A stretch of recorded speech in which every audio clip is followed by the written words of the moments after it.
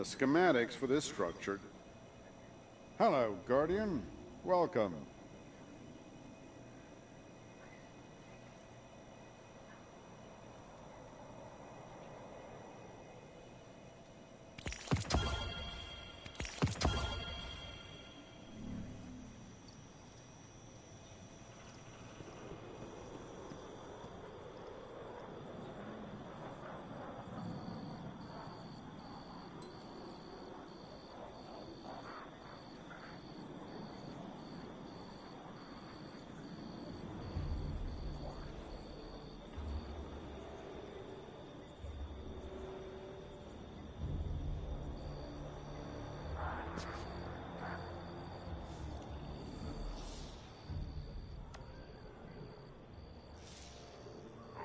Jumping around never sat right with me.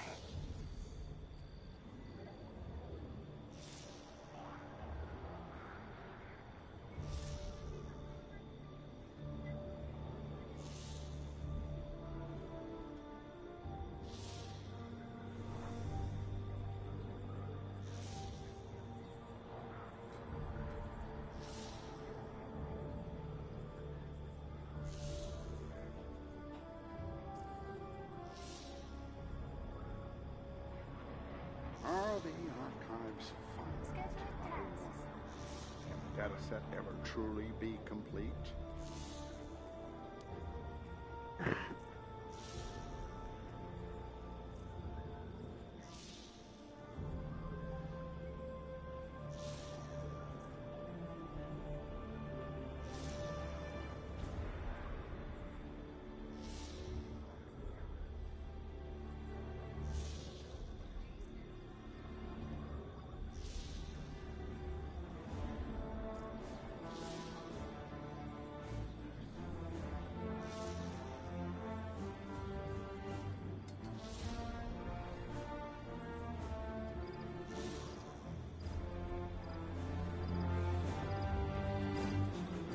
The greatest way to solve a problem is to remove the cause of it.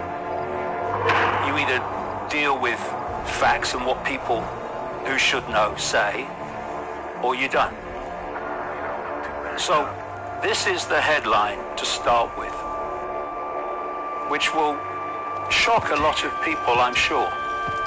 There is no COVID-19. It doesn't exist. And I'm going to explain today why that is and how, therefore, a pandemic perception could be pulled off. Anyone with flu-like symptoms now gets diagnosed COVID-19 purely on frickin' symptoms. And so the numbers start to go up. The problem is that this is supposed to be a deadly virus, but there's not enough people dying to justify that description. We are now being bombarded 24/7 by electromagnetic, technologically generated electromagnetic fields of Wi-Fi. And in this period of running up to this virus, we've had the introduction in more and more places of 5G. But while this lockdown has been going on, 5G masts are being rolled out at a very rapid rate. So if we got into this mess by acquiescing to the illusion about it, what's the frickin' answer? Let's come together, realize what's going on and where this is going. We're in this together and we'll get out of it together.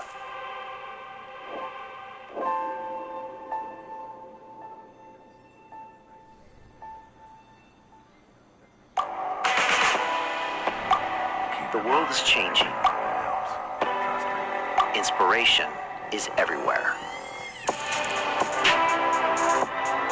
It has never been so easy to connect, share, and bring people together. What learning from others, and finding the best in ourselves. Challenging our beliefs, sharing our vulnerability, overcoming our fears, transforming ourselves so we can transform the world. How far can we go? This is London Real. I am Brian Rose. My guest today is...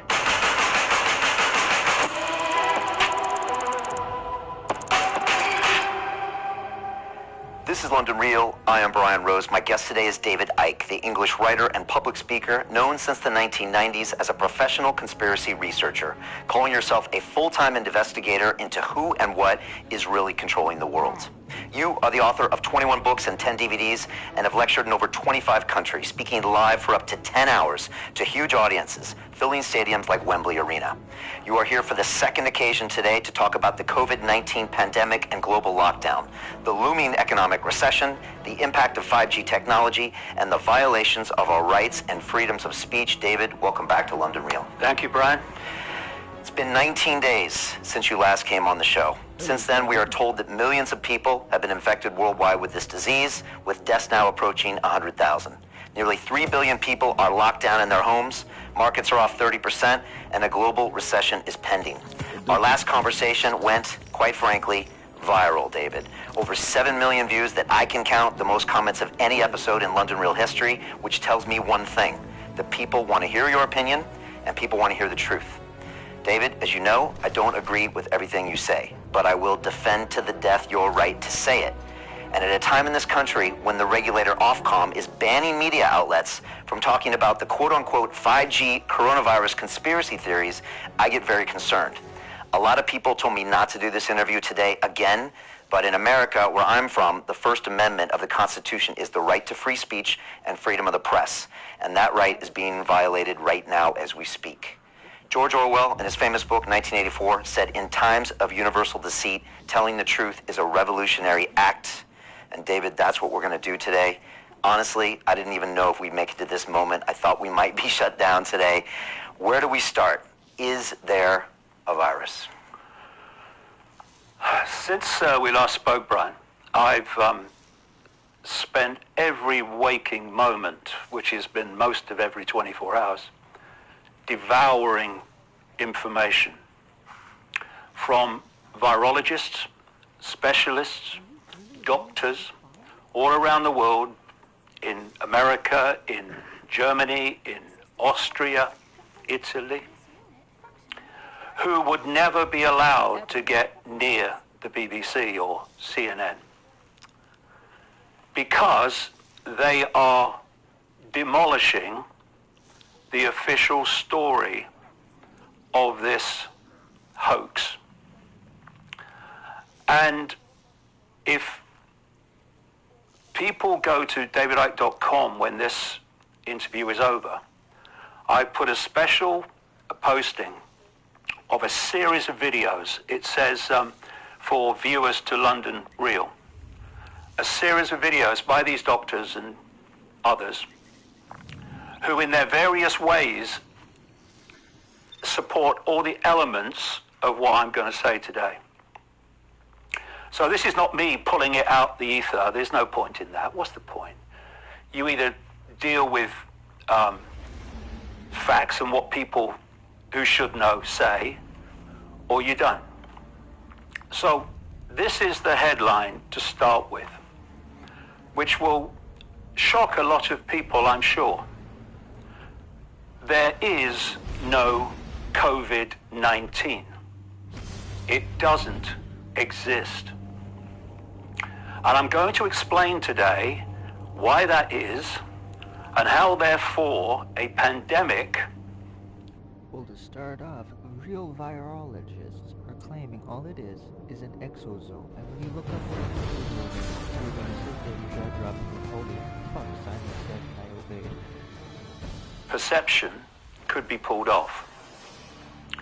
Now, one of the doctors that I've been looking at is called Andrew Kaufman. Let me get this straight. He is a medical doctor in America. He works in psychiatry now.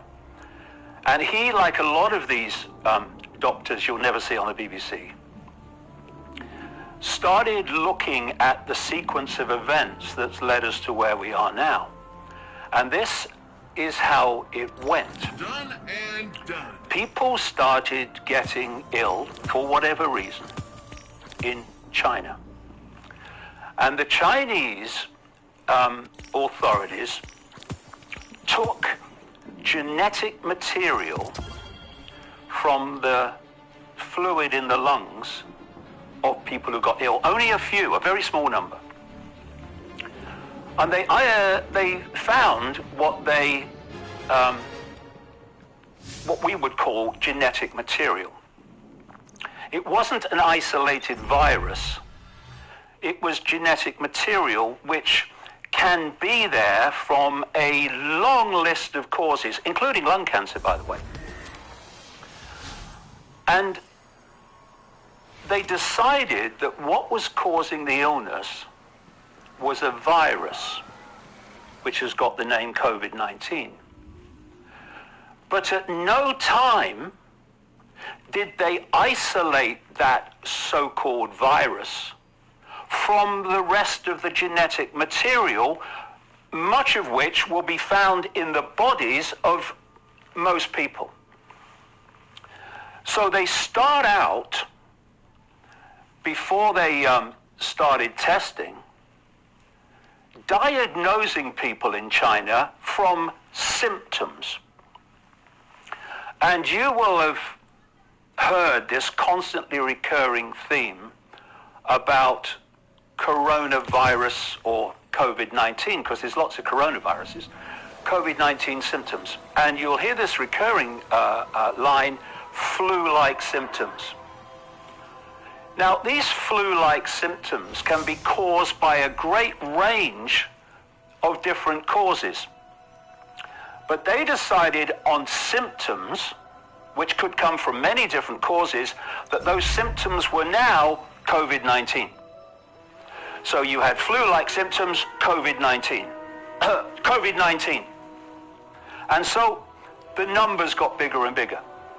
And when we get to 5G, there is another element to this, which I also want to talk about in relation to China and in relation to the West as well. But they then develop this test, or start using this test, to test for COVID-19. And it's called an RT-PCR test.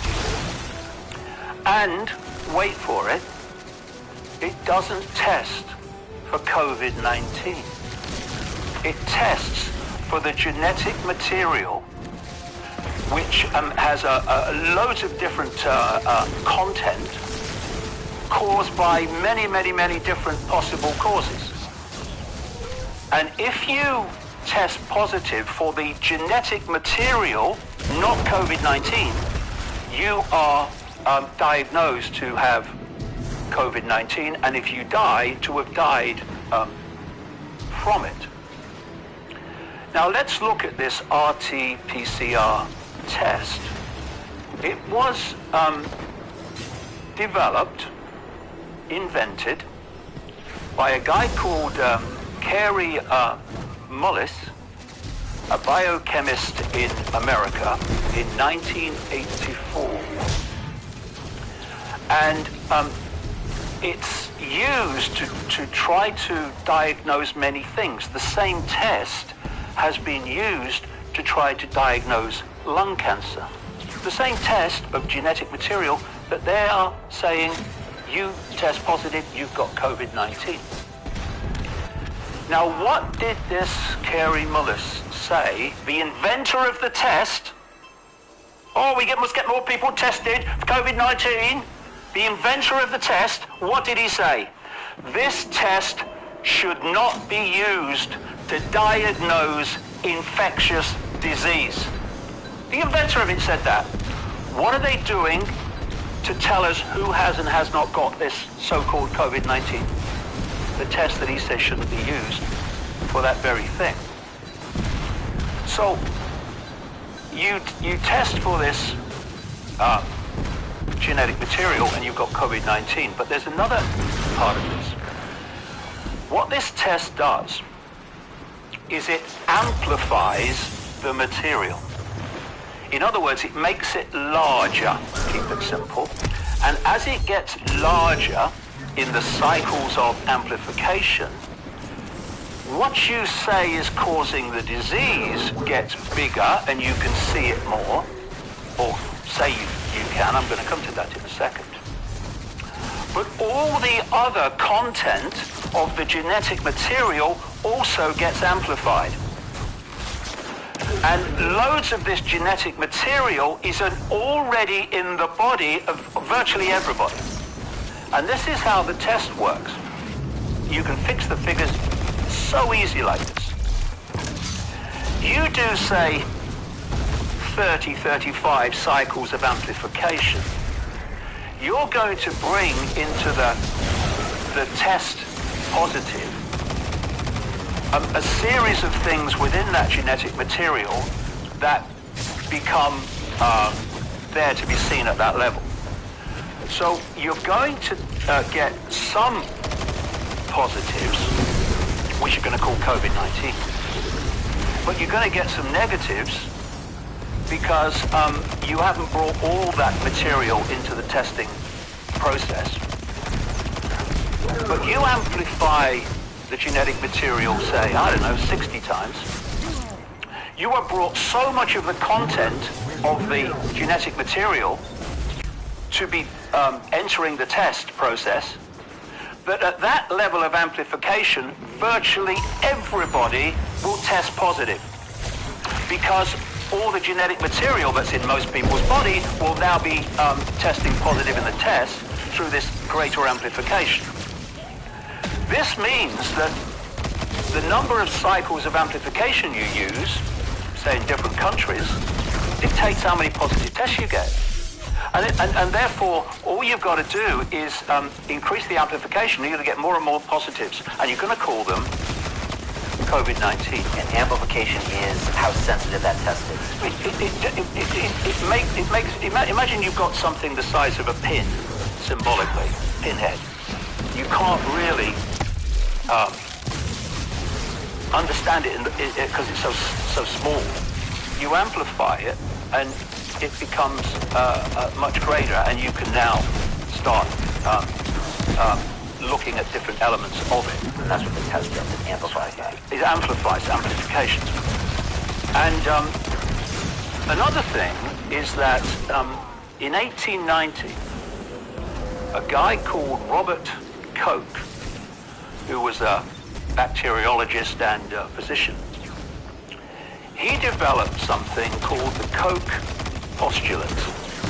And these were 4 criteria for proving that an agent, a so-called infectious agent, is the cause of what you say it is.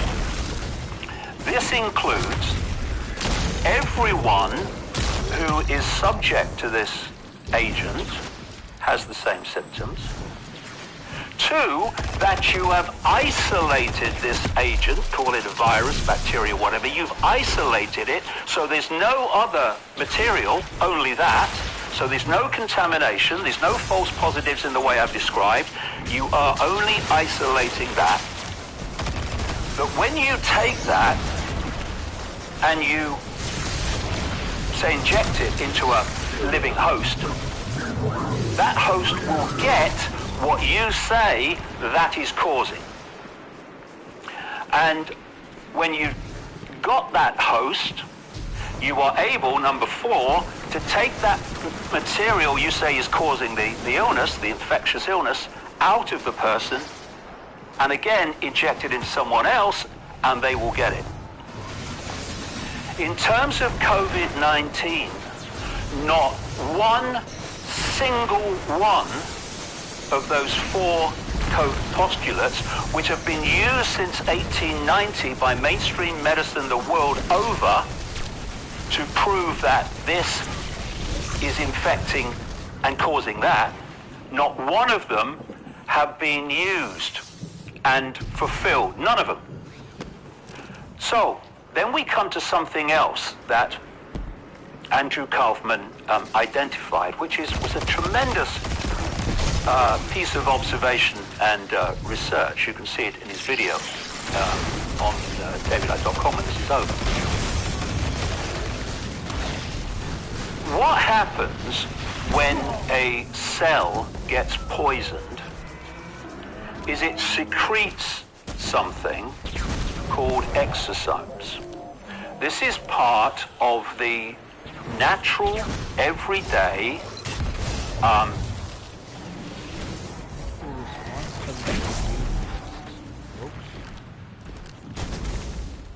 immune system response to poison cells. And these exosomes, as they are released, and they're only released when the cell is poisoned, and it can be poisoned through many, many reasons. It can be toxicity. Wait for this one. It can be poisoned through stress and fear. You imagine the stress and fear that's going on in the world now during this lockdown. It can be caused by disease, infection, and it can be caused by electromagnetic fields, which will become very relevant when we get into 5G. So these exosomes are released, and one of the roles of exosomes is poison cells warning other cells as they travel around. There's a problem. Get ready, look, there's a problem here. So, all you have to do to get exosomes released is to have poison cells by these various reasons.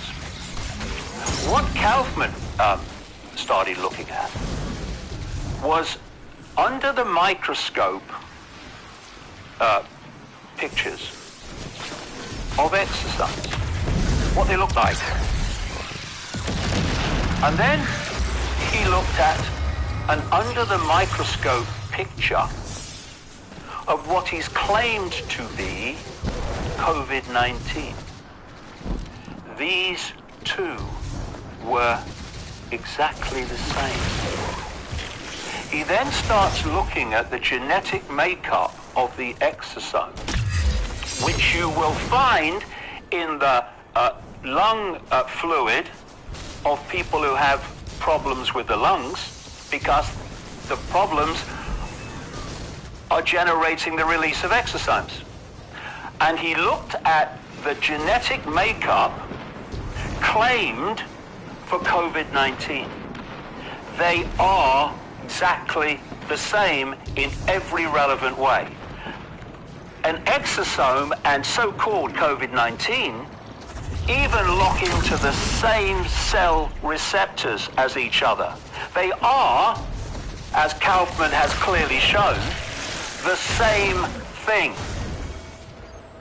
So what's gone on here is they've taken a natural response mechanism of the body, immune system, to poisonous cells, and they've renamed it COVID-19. Now, this genetic material they've taken from the lungs of people, and what is the basis of this test, will contain, by its very nature, these exosomes. So they're finding a natural human immune system response mechanism, this secretion from poison cells, and they're calling it COVID-19. And because anyone who has any level of cellular toxicity is going to produce these exosomes, then the potential for positive tests, yes, COVID-19 is a pandemic, is endless. So what has happened is it was decided in China, and by the way, if you get deeper into this, and I hope we will later, about why this is being done, this global cult that I have been exposing for 30 years, that is pushing the world towards this global fascist Orwellian state, which I've been saying was coming for 30 years, hello, we're here, has no borders. It operates in every country in the shadows. Politicians are just here today, gone tomorrow. That's always there. China is one of its biggest centers, along with America, Israel, Britain, Germany, Italy. And so just follow this sequence through. They decide in China early on, and there's a 5G element to this, which we'll get into later, that it's a virus.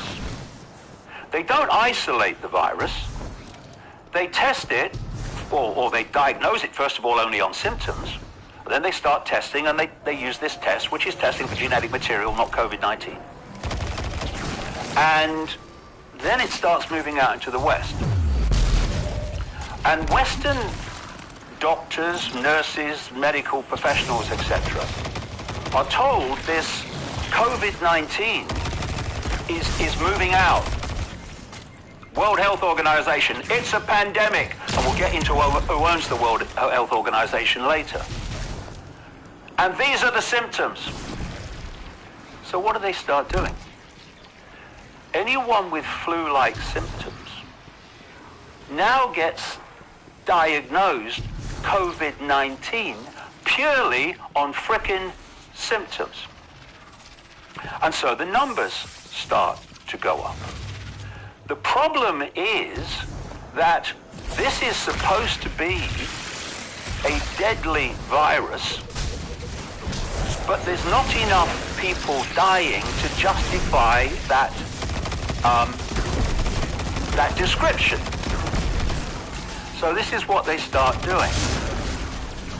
Anyone who gets ill for any reason whatsoever, by the way, even falling down the frickin' stairs, and goes to hospital, they now get tested for COVID-19.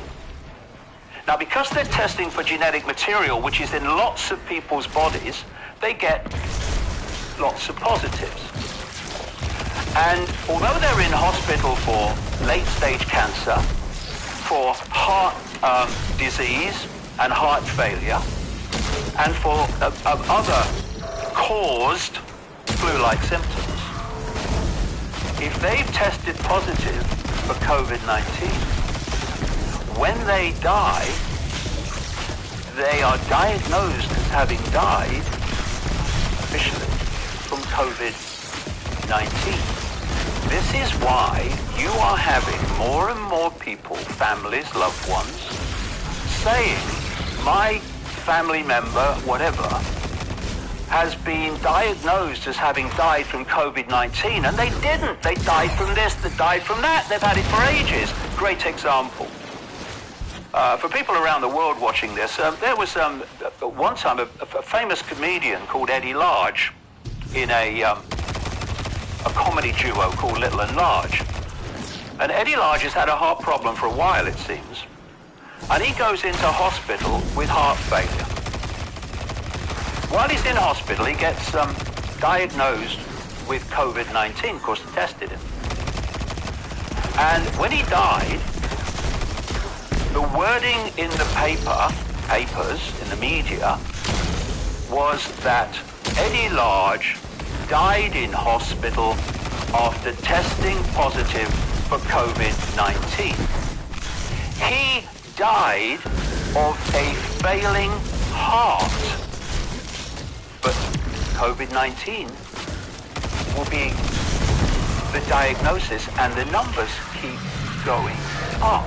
And you're saying the total numbers of deaths in the world has not changed anomalously, but we've reclassified them as COVID-19 because they tested positive. And you said the language is interesting because they don't say they died from COVID-19, they died after testing positive for COVID-19. This is interesting. I've been making this point now for some many days. Watch the media language as they used with Eddie Large. Overwhelmingly, they're not saying that this person or this number have died from COVID-19. Very difficult to die from something you can't even prove exists. They say, this is the wording, and you see it repeated all the time. This person or this number died after testing positive for COVID-19. Not that they died from it, but look at the implication. Oh, Eddie Large, he died from COVID-19. Oh, everyone's getting it.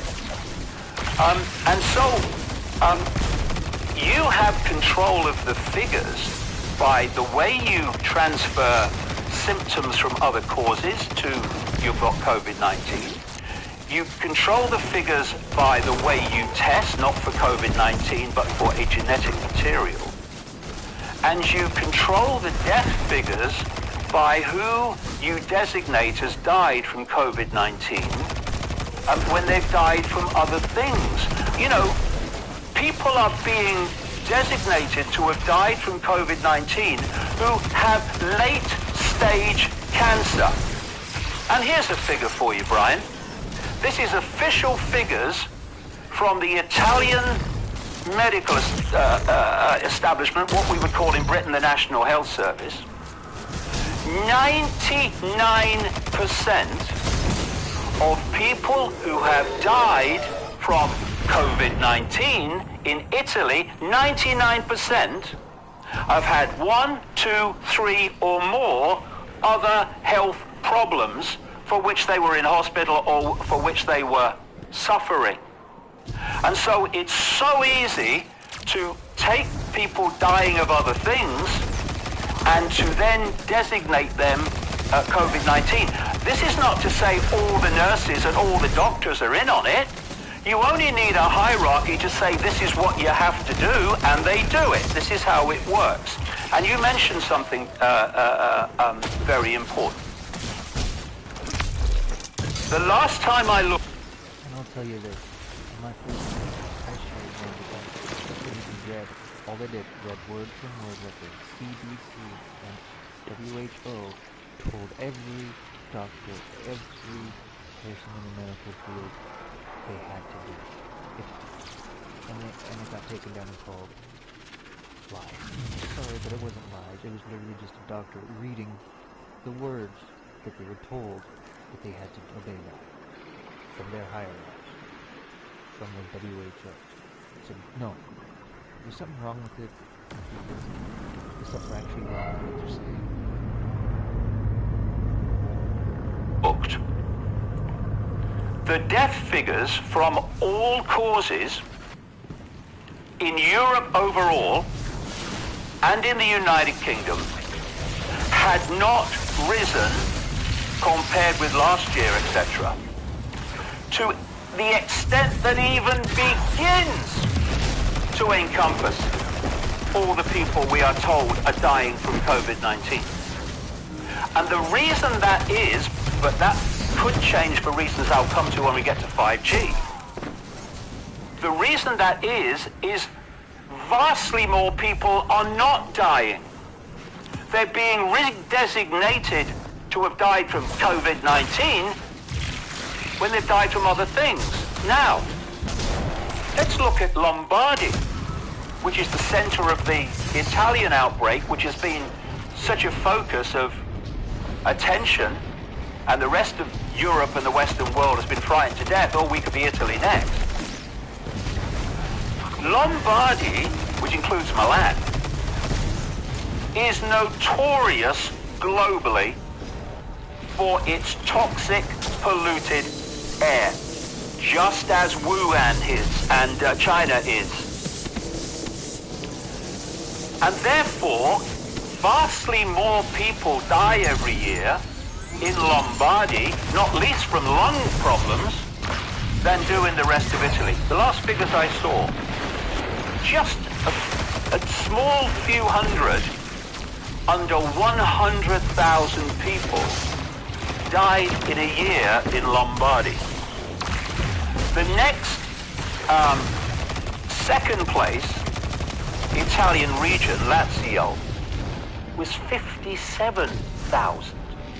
So you have an area of Italy where loads of people die, not least from lung disease, and you have tremendous potential, therefore, to make this diagnostic leap, which takes people dying of other things and makes it seem as if they've died from COVID-19. And therefore, you control the figures. And what you can do, you can test in a certain way, and you can diagnose in a certain way, and the figures go up. And then when you diagnose and test in a different way, maybe you reduce the number of cycles of amplification of this genetic material that you're using in the test, the figures go down. Have you noticed something, mate? We had in China this extraordinary reaction, the lockdown. They were building new hospitals in a week to 10 days to meet the absolute devastating crisis of this virus, right? In next to no time, by comparison with where they were, those hospitals are closed. The numbers have plummeted, they say. They're now starting flights. The economy is reopening. People are going back out on the streets. What? What happened suddenly to change all that? Because it was suddenly. But if you are testing people in a certain way and you're diagnosing people in a certain way, and we're going to bring 5G into this later on as well, then you change the diagnosis and you change the way you're testing. And what happens to the numbers? They frickin' plummet. Now, another aspect of this, Brian, which is sickening beyond belief, but I've seen enough evidence to see that it's true from people that have contacted me, and people have even said things on social media about, what's happened to their loved ones. They I want to say they, I mean this code, which controls the pyramid of reaction. They obviously want as many dead people as possible that can be designated COVID-19, because that adds to this whole pandemic. And we're going to talk about why later. We are going to talk about why, because there's a very, very big and simple reason why. And it relates to why there's a lockdown at all. But what's clearly happening is that old people in hospital, for anything, first of all, they're being tested for COVID-19, this genetic material. And for reasons I've explained, that they're going to, a lot of them are going to test positive. Not for the virus, for the genetic material. They're going to then, and according to loved ones and families, the people on the ward, etc., have said to them it's government policy. And they're trying to get these old people. You know the old people that the lockdown was to protect? Yeah, right. They're trying to get them to sign do not resuscitate forms, which means they can be allowed to die and not resuscitate. And when they die without resuscitation, they will be called COVID-19. Have you noticed how this is now starting to seep out? Oh, we may have to make choices about the triage, about who we treat, and the older people. Well, we're going to have to make some hard choices. Old people that you're telling not to resuscitate, to sign non-resuscitation forms, right? So they are despicably abusing the very old people that they say this lockdown is to protect. One of the family members that contacted me talked about her 83-year-old mother who was in hospital for an orthopedic reason. Not some bloody virus. And the doctors came along to her and tried to get her to sign a do not resuscitate form. For she's got an orthopedic problem. And you know, she had her faculties about her, and she refused. But a lot of people won't. A lot of old people won't. They won't know what's going on. And they're trying to get them to sign it so they can save the other people. That's what they say. What they say. But what?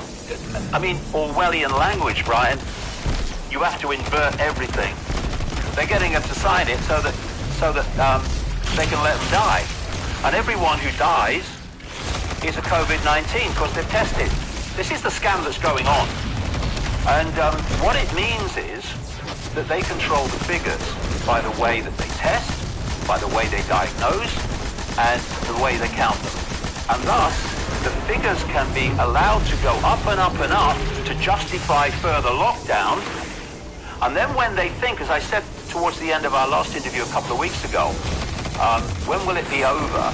It will be over, actually temporarily, we can come to that later, when they think they have reached the point where everything they want from this, which is a completely destroyed global economy, it is vast numbers of people who've lost their independent livelihood and income, and thus become dependent on the state, and you do what the state says if you want your pittance every month.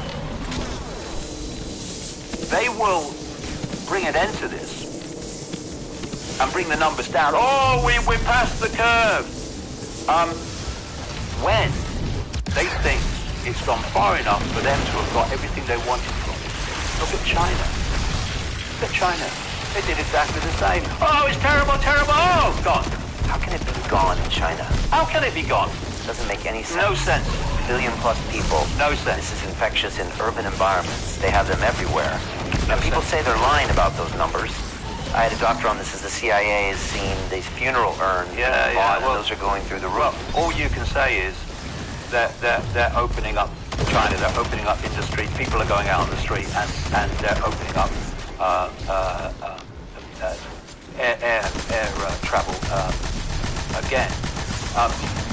The whole point is, however, that the authorities control the figures so they can try, and there's another way that they control the figures when you get to 5G. And thus, they can decide when this thing comes down, anytime they want, just by changing the way that they count and changing the way that they test. They test. Now, look at this sequence. They were not getting enough dead people from this virus to justify the fact that it was lethal. The vast, overwhelming majority of people have no symptoms or mild symptoms. Now, just before I go to this point, something else I should add. This RT-PCR test cannot and does not test for how much of a, quote, virus you have. And I will be sitting here now, you'll be sitting there now, everyone watching this program will be sitting there, and they have all these different, what people call viruses. Actually part of the natural immune system, but they will have that in their bodies. And it will be at a level, loads of it, and it will be at a level that will never trouble them. That's why you can test positive for something and have no symptoms, because it's at such a low level, it's not going to trouble you. The immune system will sort that out, keeps it all under control. So, what you can't do with this test is test for how much of a, quote, virus you actually have. And in the words of one doctor scientist that I've quoted in recent times, you need massive amounts of it for you to be sick. So they can't even begin to tell you if your sickness is from some virus or other unless they can test how much of it you have. And this test doesn't do that. So, you don't have enough dead people to justify the fact that this is lethal. But you want a lockdown. You want this lockdown for much greater reasons, which we'll come to. So what you do is you say, oh yeah, well not that many people have died so far, but what's coming, have you noticed all around the world, that's what you're getting? Oh, wait for the surge. Well, the surge can come anytime they want to increase the way that they test and increase the way that they count the numbers. So they can create a surge, that's not a problem, or the illusion of one, but it's in the future. So along comes, in this country, and they also advised America too, and other countries in the same way, along comes, while Boris Johnson, the British Prime Minister, is saying, oh, there's no need for this, there's no need to shut the football down, you know, no, and no need to close the schools, you remember that? Along comes Imperial College. And Imperial College specialise in absolutely shite computer modelling. They have a terrible history for it over the years. You know the computer models that say the ice cap should have gone by now, right? Because we're all dying from global warming. How do you know? Because my computer model says so, right? So they computer modelled COVID-19. Particularly a guy called Professor Neil Ferguson, who should never, ever, in the entirety of his life, ever advise any government ever again. And he says, Mr. Johnson, 250,000 to 500,000 people could die in Britain of this virus. So now, Johnson shuts himself. Because he's having people saying to him, you know, Boris, you know, this is what could happen, mate, if you don't lock it down, if you don't have social distancing and all that stuff. And you know something, mate, you're going to be blamed for it. Oh. Massive change attack. And from, oh, look, we're not going to close the schools. We don't need to close the football, because the football wasn't shut down by Johnson, it was shut down by the Football Authority. Suddenly lockdown. And what they're doing all around the world, they're doing it in increments. Oh, a little bit, and they get people used to that. And then, oh, theatre. And they're doing it in increments. And they plan, if we allow it, let's get into that later as well, they plan to push this on into more extremes. And so, when the lockdown happens, and everyone's basically under frickin' house arrest.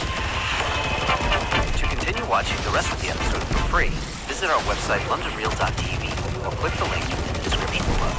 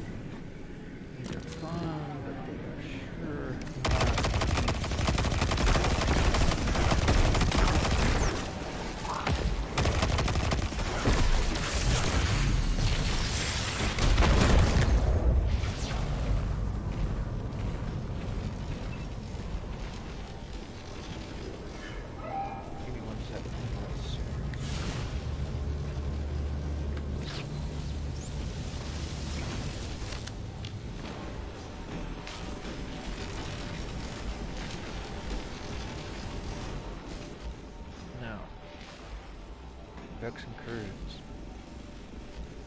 Chance for terminal overdose.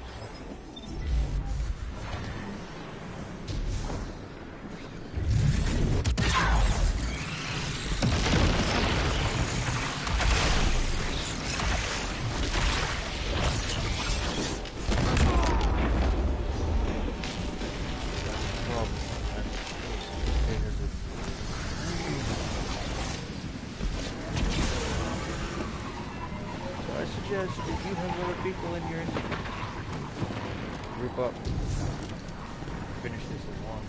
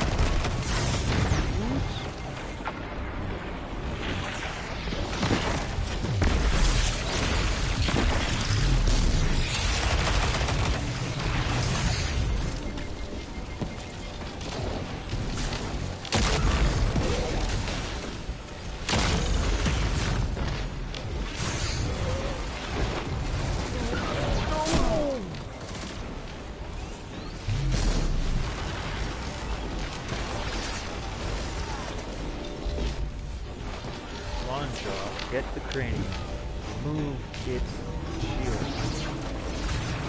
More important than you clearing out. Guess what? The ads will spawn and spawn and spawn. That's the point of them.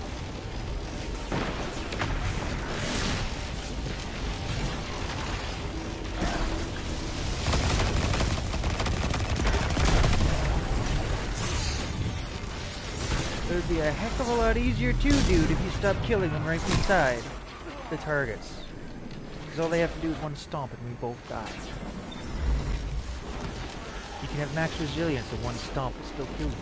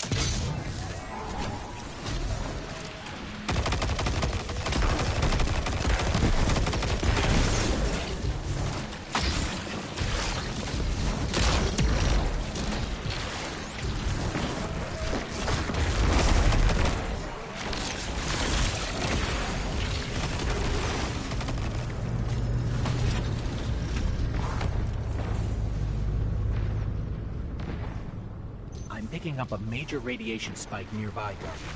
Could be trouble. We should check it out.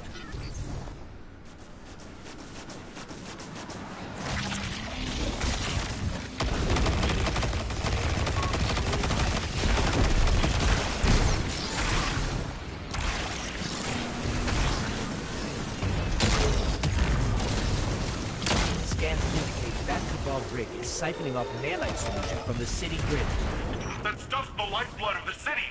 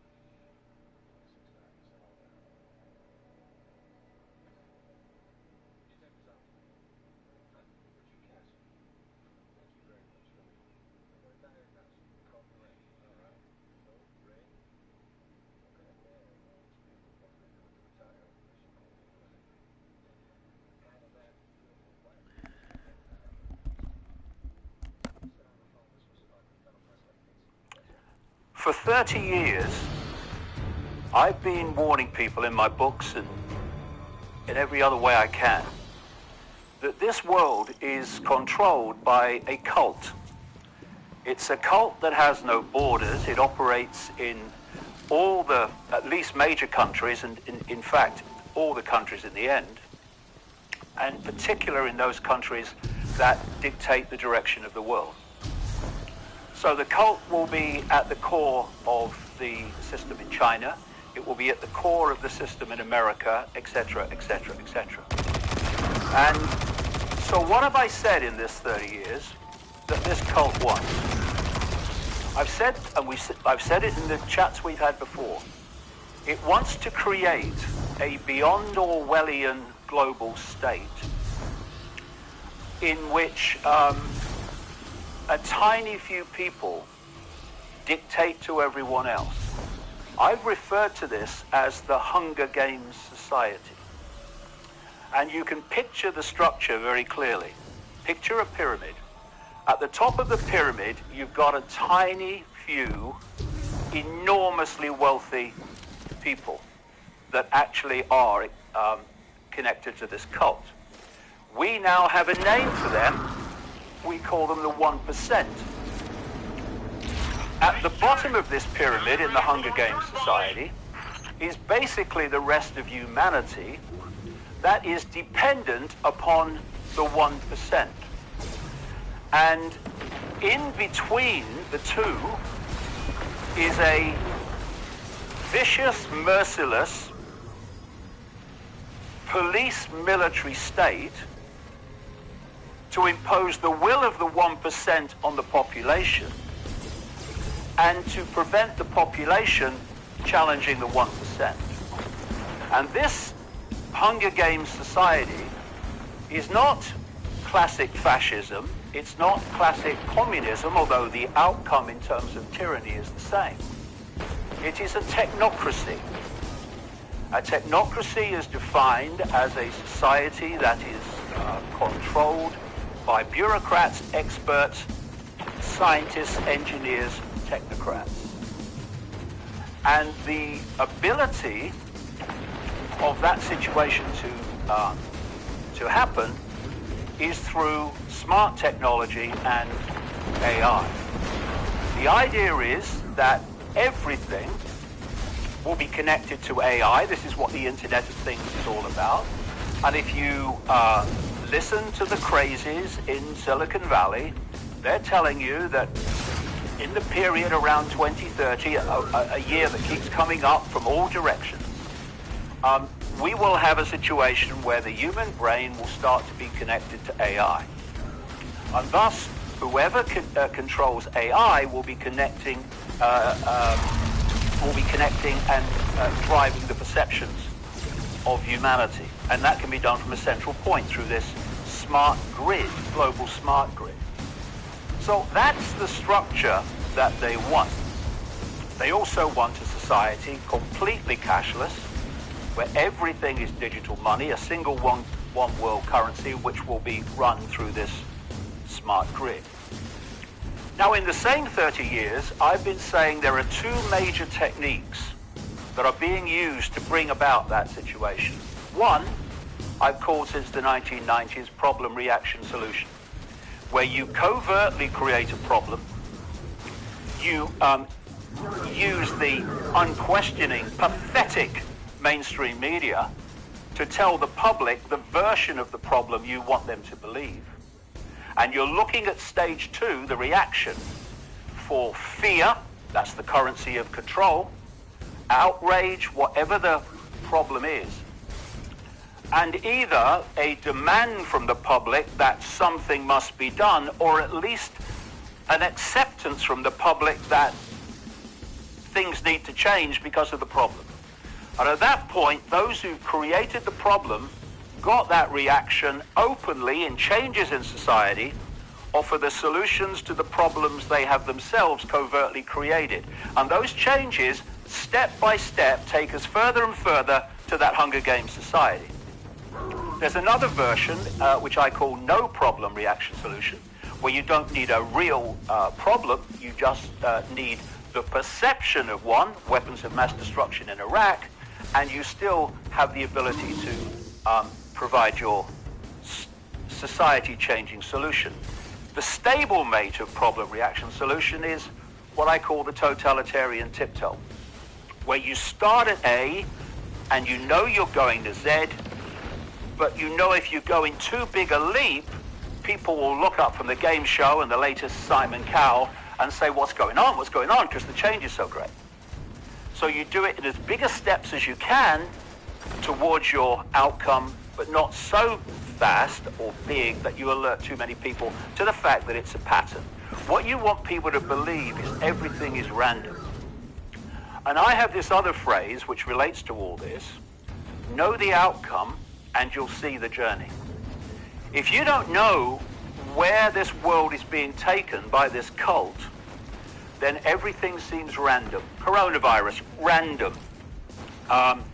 Climate change, random. Economic crash, random. But when you know where we're being taken, you know the outcome. This Hunger Games structure society, now the apparently random events become clear stepping stones to that outcome. Now, let's take all of that and apply it to the coronavirus and what's happening now, and let people decide for themselves if they think that the fact that the coronavirus hysteria ticks every single box of that outcome, that goal, whether that's a coincidence. I absolutely do not believe that it is. And, you know, you mentioned that you don't think that it was a created virus. But the fact is, whether it was or whether it wasn't, doesn't matter to the fact that once you roll this out, it takes on a momentum of its own. I agree with that. And therefore, what is unfolding was desperately predictable. And in fact, we'll get into this as we chat, two massive 1% organizations. Yep, so predictable. I warned people 2 years before it happened. They got the heads up one. It was that predictable.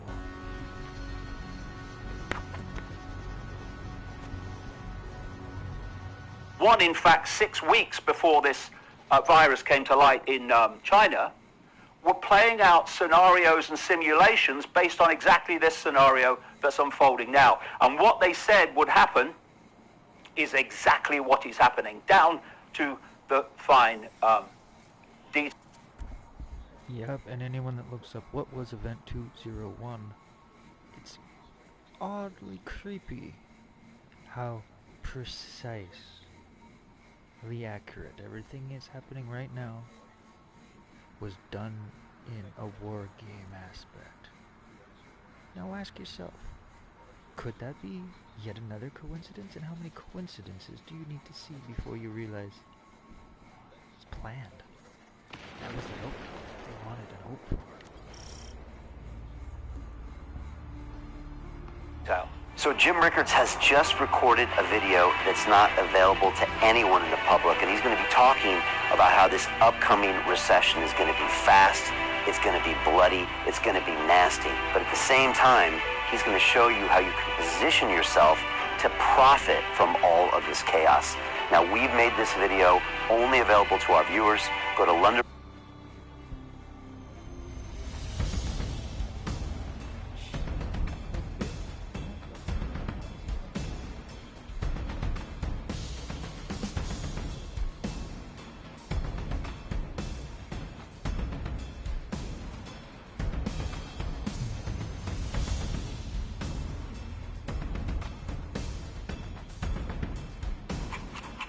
That review from Chef Lover 27 was so right.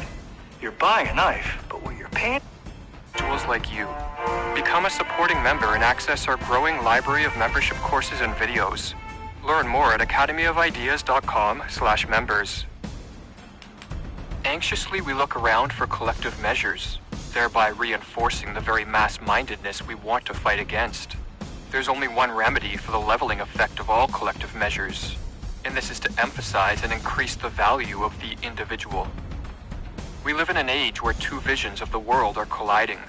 On the one hand, there is the vision of freedom.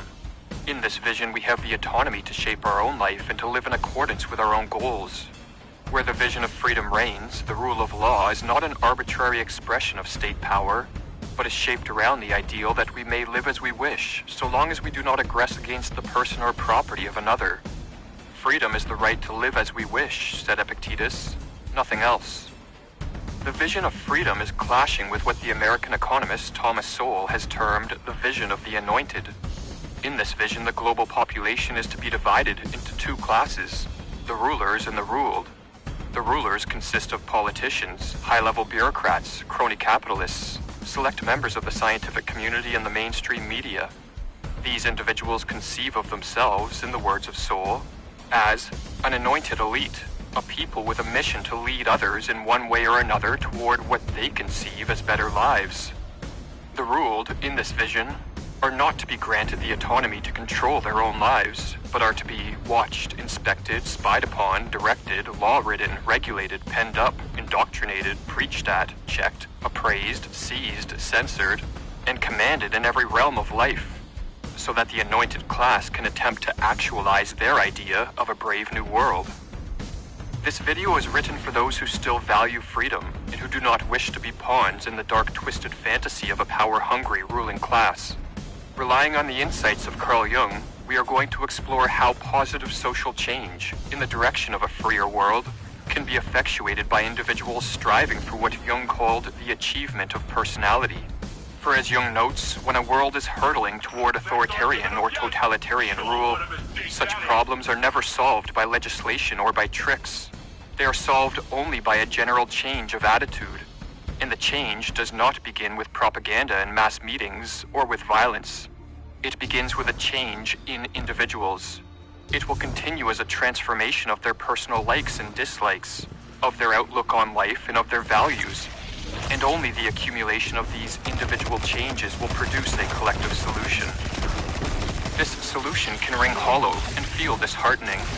For if we must wait around for individuals to change, will we not be waiting a lifetime? Is there not a quicker means to stop the rise of authoritarianism? But when it is understood what Jung meant by the achievement of personality, we will see that this solution is more powerful than at first it might appear, and Jung was not alone in this belief. For as Ralph Waldo Emerson wrote, the antidote to this abuse of formal government is the influence of private character, the growth of the individual. So what is the growth of the individual or the achievement of personality? According to Jung, it is the optimum development of the whole individual human being. It is, in other words, to self-actualize, to realize one's potential, and to transcend one's current limitations in pursuit of greater possibilities. It is impossible to foresee the endless variety of conditions that have to be fulfilled, wrote Jung. A whole lifetime, in all its biological, social, and spiritual aspects, is needed. Personality is the supreme realization of the innate idiosyncrasy of a living being. In the brevity of a human life, we can only ever approach the ideal of completely actualizing our potential. But as Jung points out, unattainability is no argument against the ideal, for ideals are only signposts, never the goal. When we make progress toward this ideal, we cease being an ordinary member of the great mass of conformists, and become, in the words of Jung, extraordinary. But what, asks Jung, induces a man to go his own way and to rise out of unconscious identity with the mass? What is it that tips the scales in favor of the extraordinary? Achievement of personality is attained not merely by setting the goal to self-actualize. Rather, integral to this process is the possession of a vocation. A vocation, as Jung explains, is the crucial factor that destines a man to emancipate himself from the herd and from its well-worn paths. To be in possession of a vocation means to turn within and listen to the call of conscience in order to discover our purpose or life's mission. For as Jung explains, our conscience is the inner voice that provides us with a special form of knowledge or certainty about the emotional value of the ideas we have concerning the motives of our actions. The call of conscience might direct us in the pursuit of a bold goal, the furtherance of a cause, or the defense of cherished values. And as Viktor Frankl writes, only to the extent to which a man commits himself to the fulfillment of his life's meaning, i.e. his vocation, to this extent he also actualizes himself. In other words, self-actualization cannot be attained if it is made an end in itself, but only as a side effect of the self-transcendence that is guided by a vocation. If we discover our vocation and use it to guide us in the achievement of personality, how does this help defeat the totalitarian aspirations of the anointed class and bring freedom to an unfree world? How does going our own way, in spurring conformity in favor of following what Jung called the law of our own being, help cure the sickness of our society? Or as Jung asks, what has the individual personality to do with the plight of the many? Firstly, the state of a society is dependent on the health or sickness and strength or weakness of the individuals that compose it. If a society is composed of mainly weak, passive, neurotic, and cowardly individuals, then it is easily manipulated and controlled by a ruling class. A society that is to be free, and a society that is to flourish, must consist of more individuals, in the words of the historians Will and Ariel Durant, with clarity of mind and energy of will, capable of effective responses to new situations. Or as Nietzsche wrote, the self-reliant, independent, unprejudiced men are the pillars of a strong civilization. These traits are promoted by the achievement of personality. But with this increased strength of character comes an increased appetite for freedom.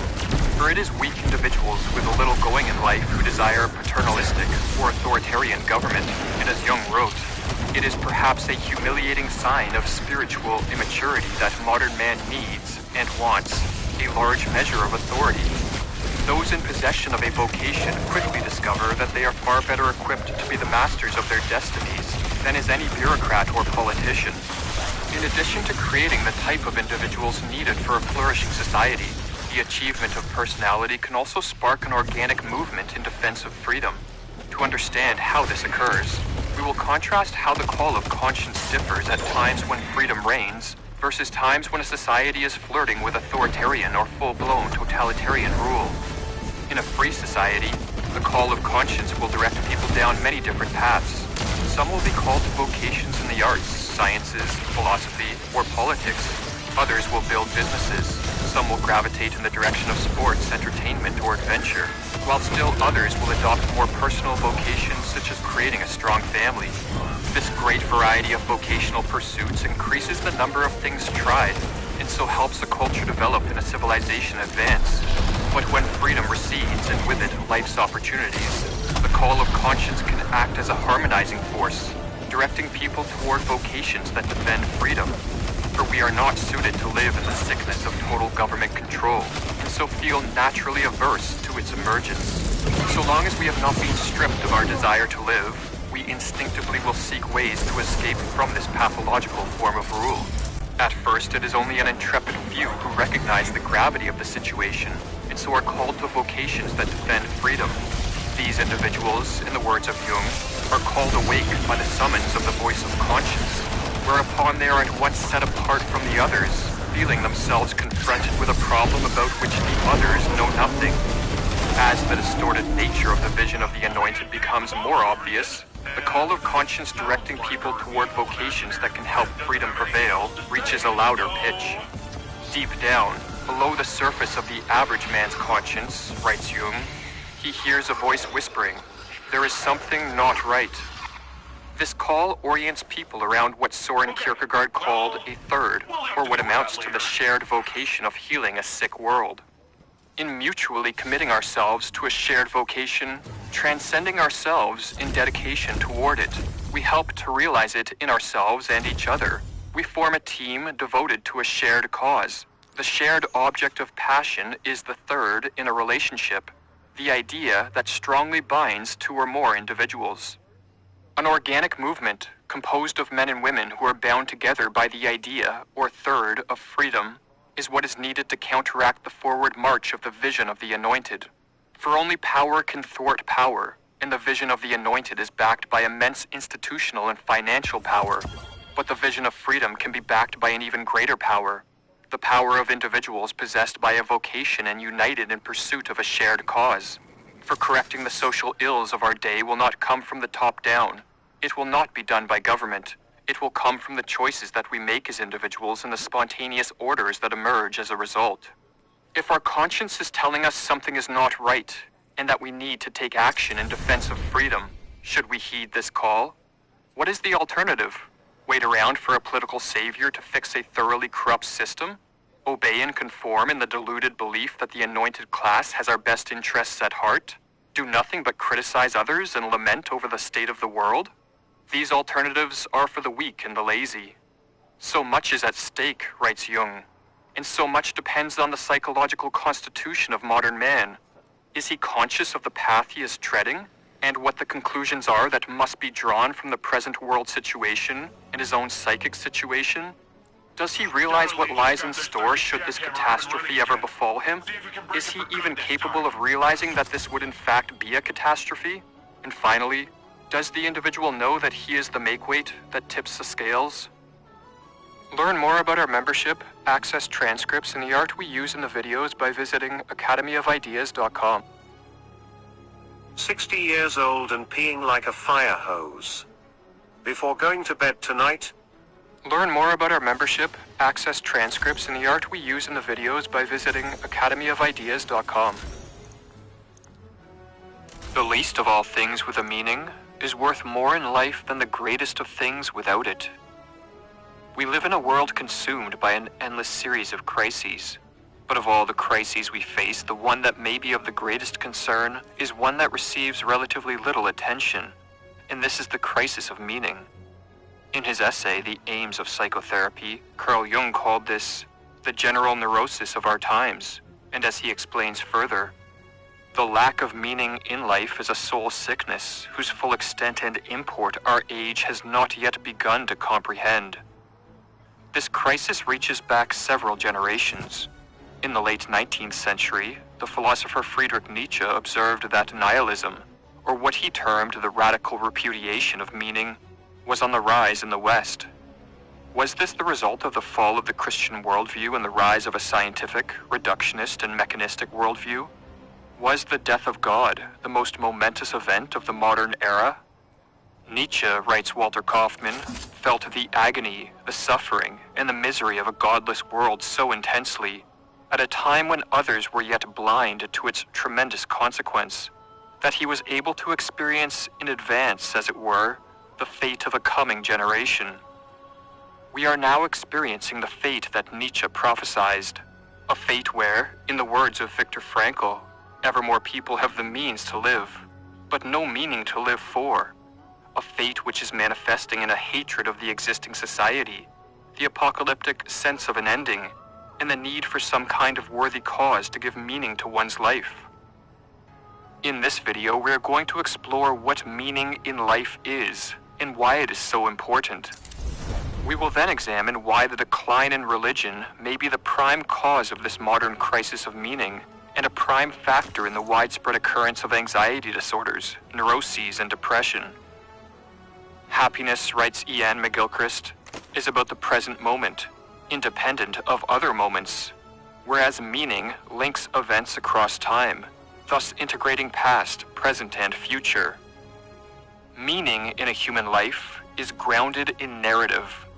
A life narrative is the story we tell ourselves about ourselves, and this story acts as a sort of cognitive organizing process that helps us make sense of who we are and where we are going.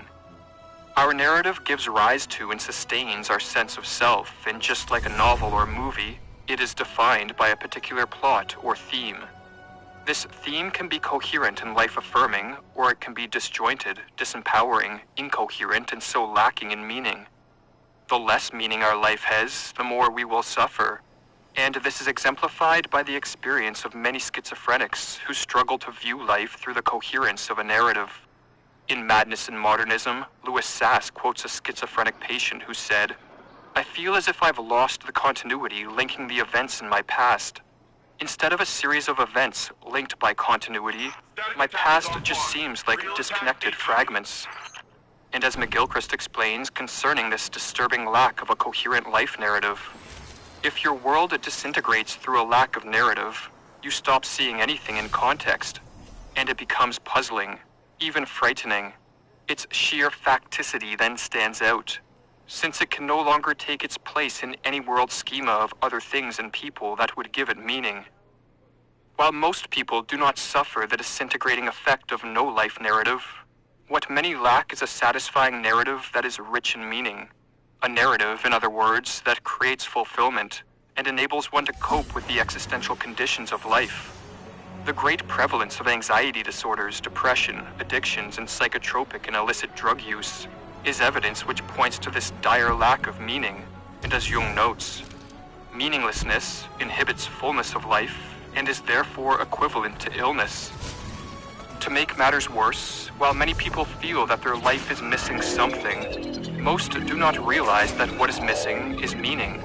Instead, to fill this void of meaninglessness, many people chase after more money and material goods, elevated social status, increased knowledge, or most of all, moments of pleasure and happiness.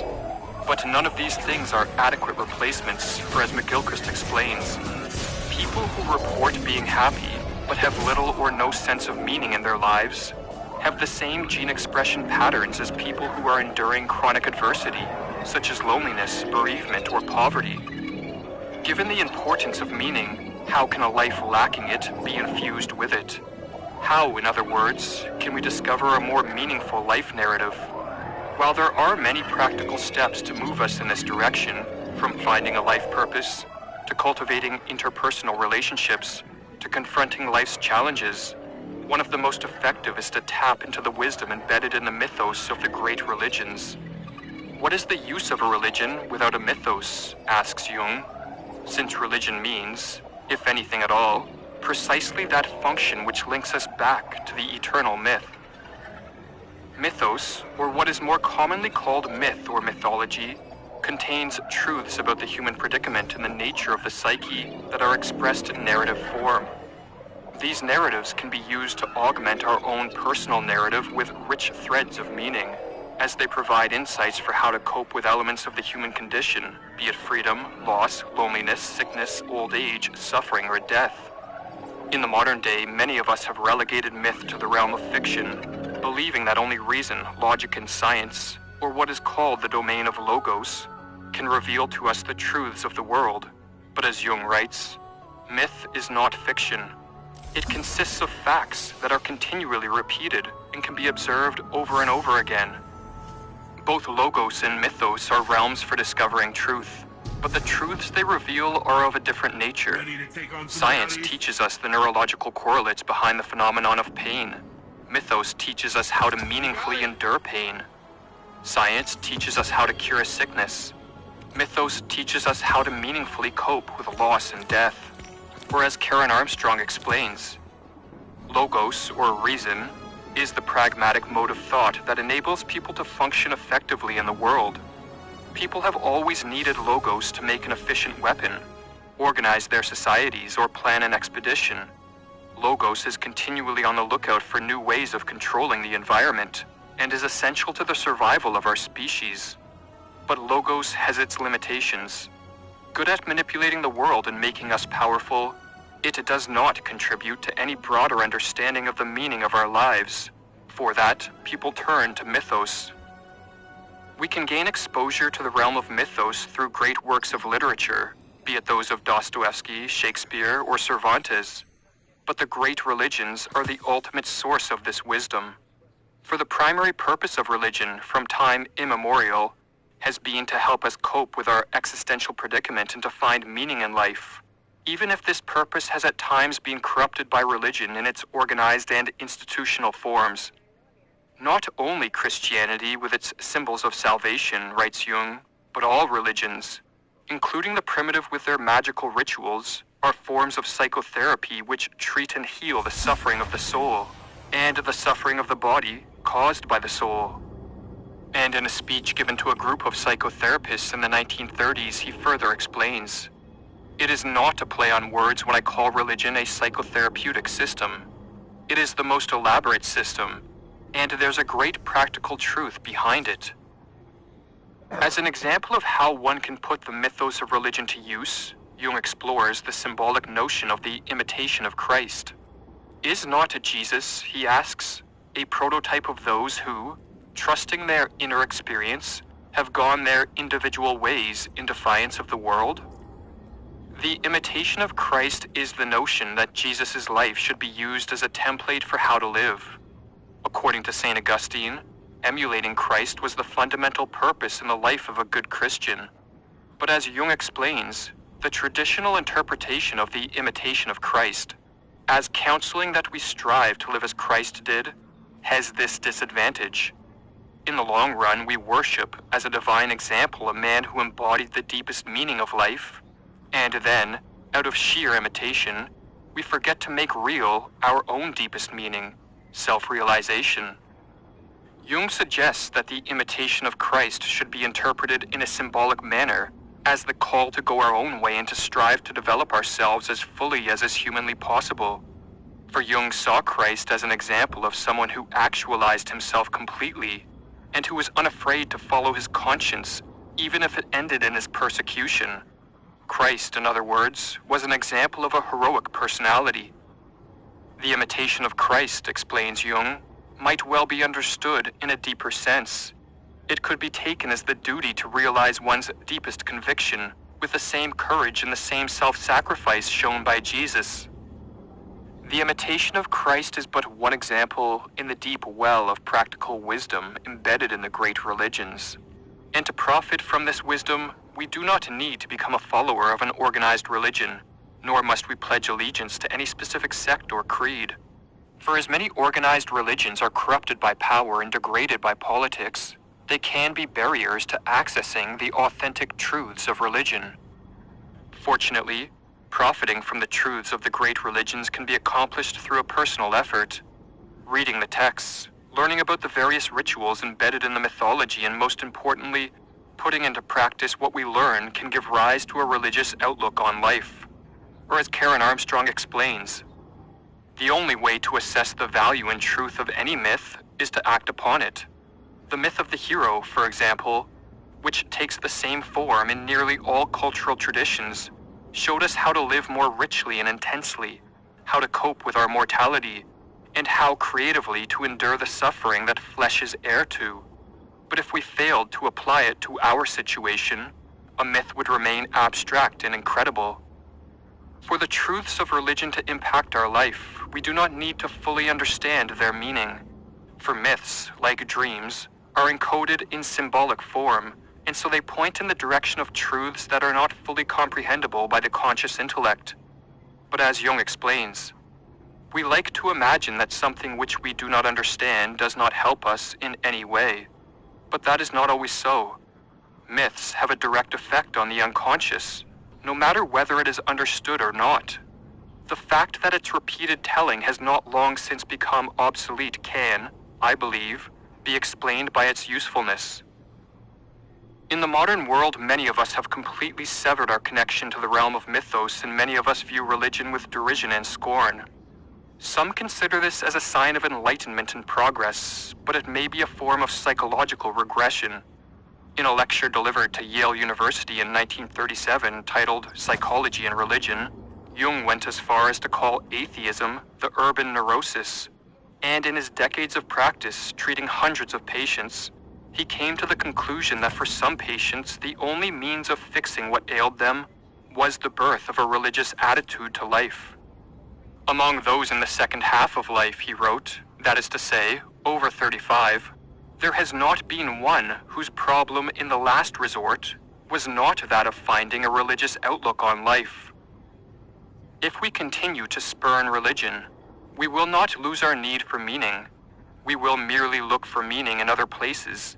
We will worship the state, a political party, or science, all of which are inadequate and sometimes dangerous substitutes to the cultivation of an authentic religious outlook on life. Perhaps, therefore, we need the mythos of religion to nourish our psyche and imbue our life with meaning and purpose. Perhaps without some form of a religious outlook, man descends into the chaos of nihilism, totalitarianism, and hatred of self and society. And for those who think science has done away with our need for religion, Jung poses the following question.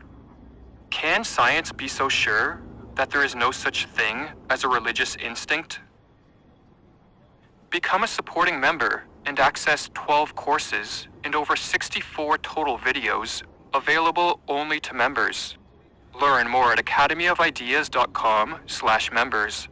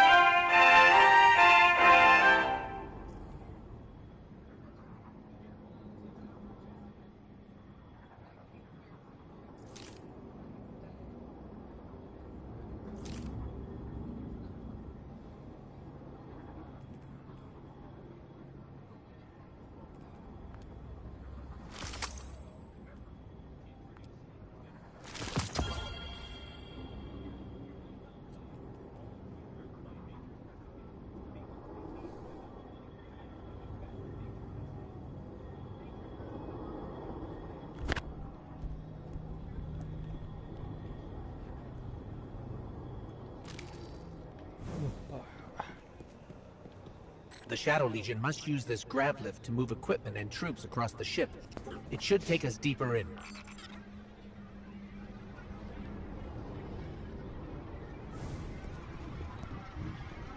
I still can't believe my sensors. Could the radial mast really be a light artifact? There's still a great deal we don't know. What is the radial mass capable of? How will it affect the Veil? And what is the Witness planning? All very good questions, but ones that can wait until we destroy the radial mast and save your city. I know what's at stake here, Osiris.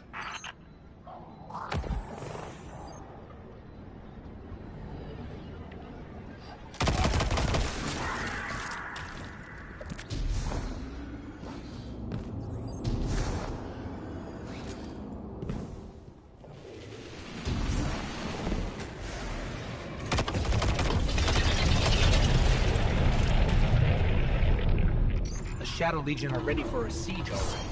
Just look at all these ships. Callus is ready to annihilate this city. If those ships reach the cryopods, the casualties would be devastating. Hey, I bet we could help with that. Overloading those energy conduits should do the trick. People don't realize when they're a solo player going through missions. You have stuff like this, for example, with a warlock using Strand.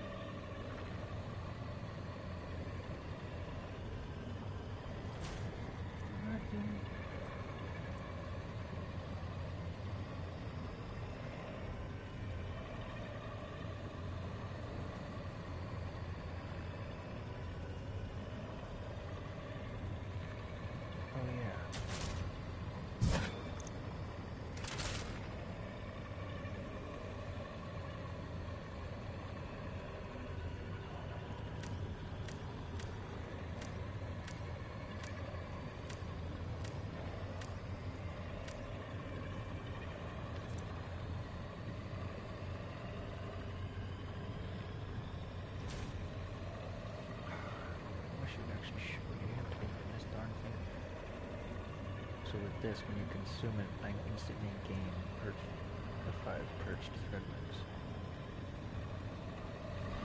So I consume it. Oh, look at that! Consume it. And you wait. And you get the rally flag. And all that. Double dip and it'll help the solo. Look, first wave I can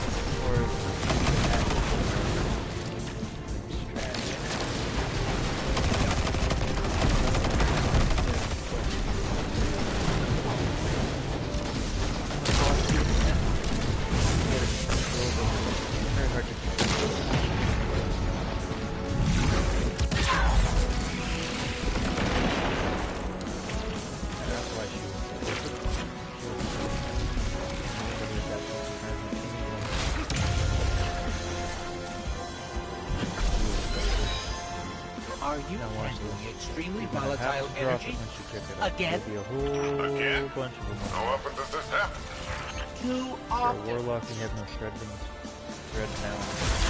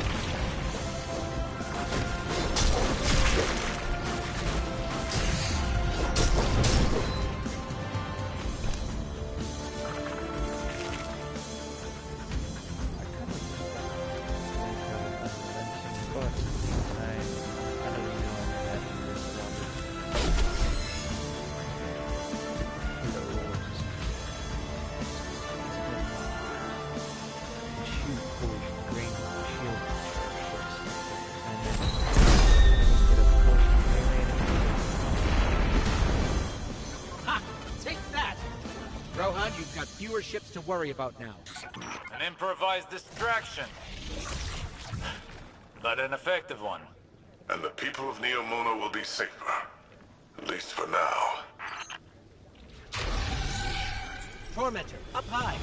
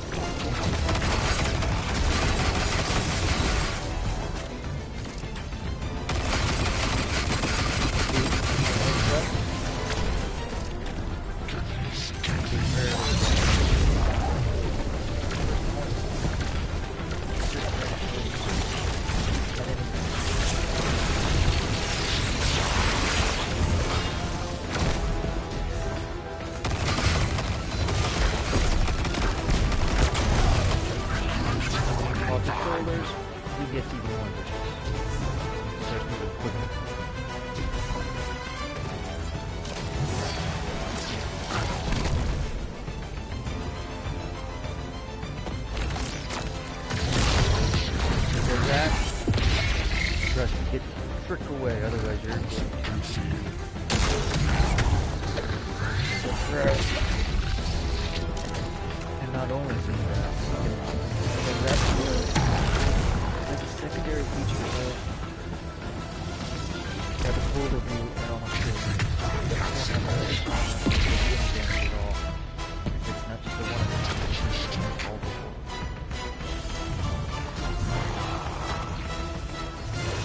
But outstanding.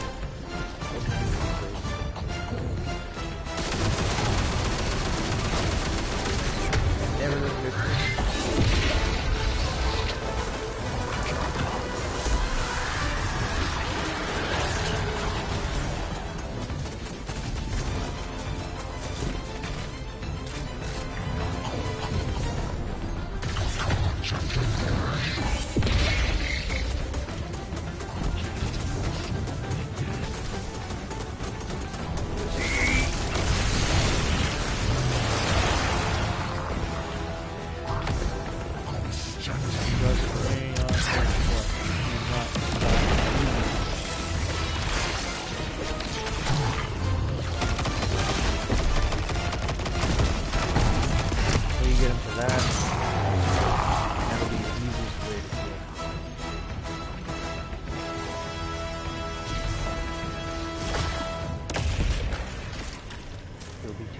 Here, but I completed the campaign easy, powered up enough to come back, so that's why there's only one at the moment.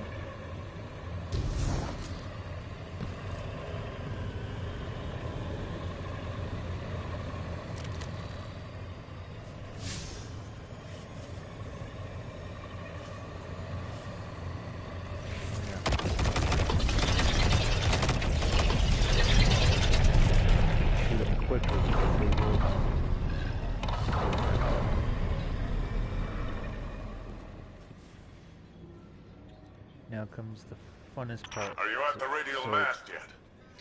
No, but we're getting closer. I can sense it. Until I saw the light, and then they haven't moved it yet.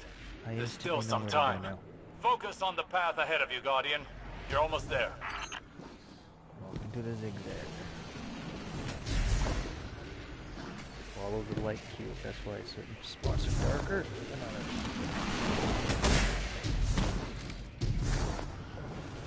Damn it.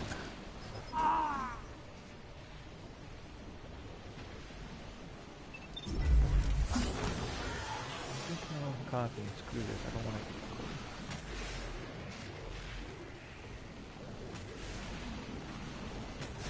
I just got pushed off like that.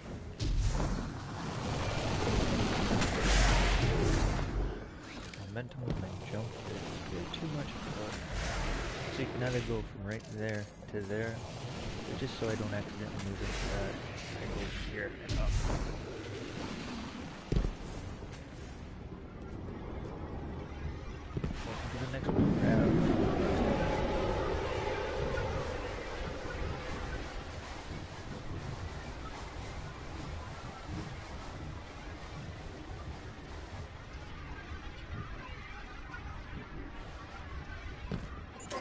It's strange. I thought as we got further in, we'd see more of the old Callus. But this... How much has the Witness changed him?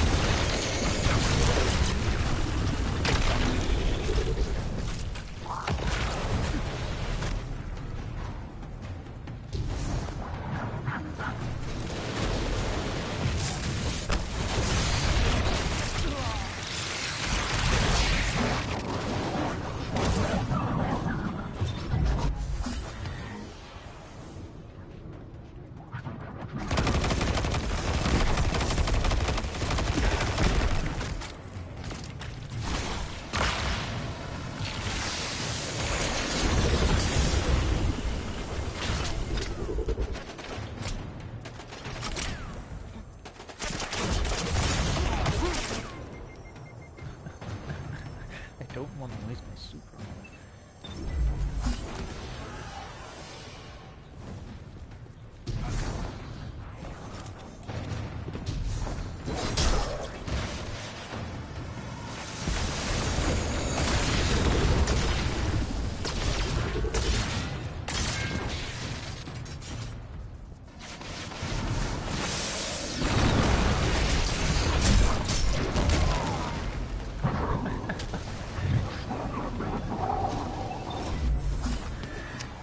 Okay.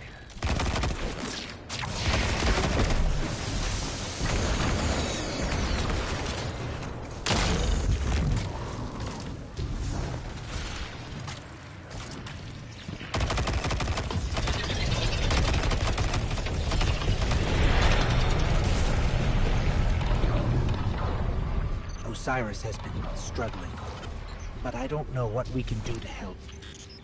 If we can do anything.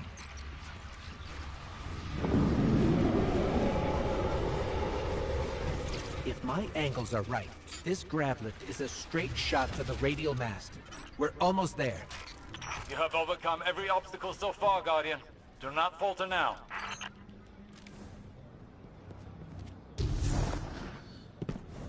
Just look at this place. All these Shadow Legion soldiers. There's a whole army in here. Something's wrong. The door just opened for us. I have a bad feeling. Be vigilant.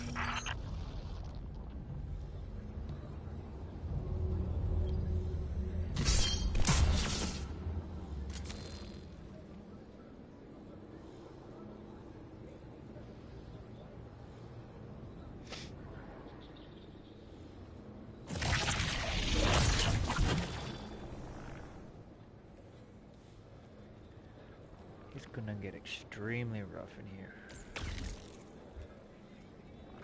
Keep your threadling grenades if you want to. But do you see all of those?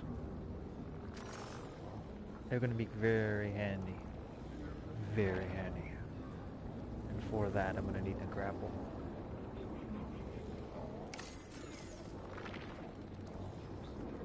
But before I go, yet again, in case it doesn't go fast enough, I'm here to wait for this. At the same time, smoke them if you got them. Because I need to smoke. This is one of the boss phases.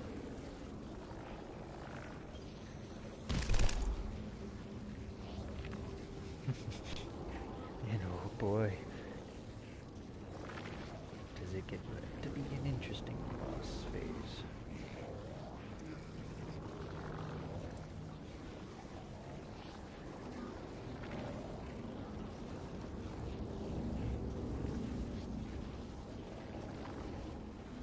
Oh yeah, and the only way to gain Tango is to beat the whole campaign mission goals.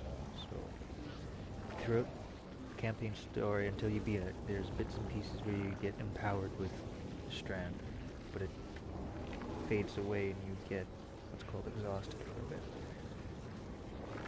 Strand is really fun. I'm glad they gave us this. Such a game changer. It changes a whole lot of everything.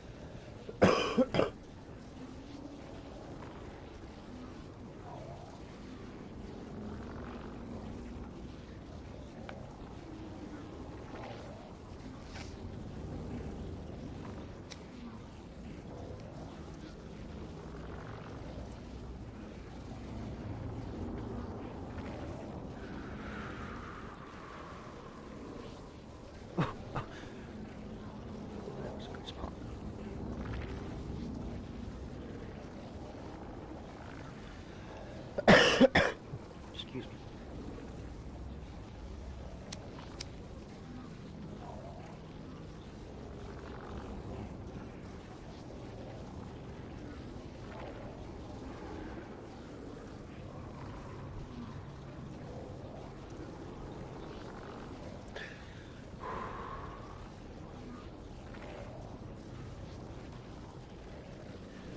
Oh yeah. Excuse me. One more thing I should add. All the fragments are the same for all the classes. It's the aspects that differ depending on your class.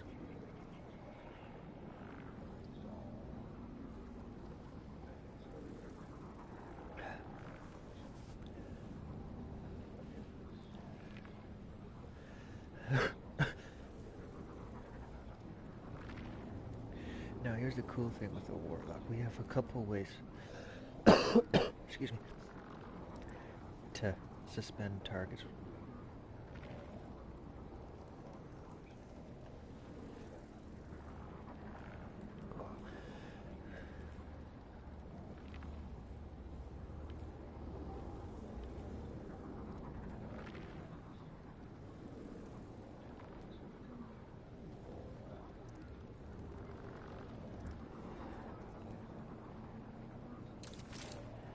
One of them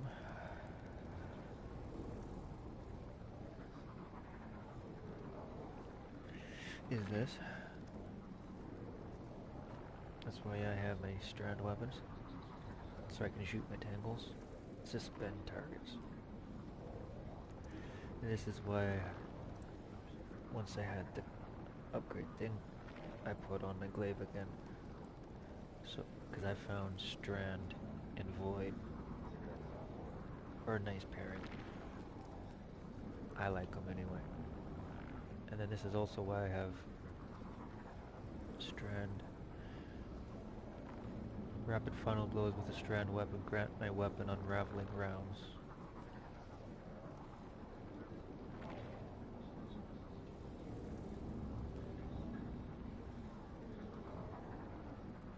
And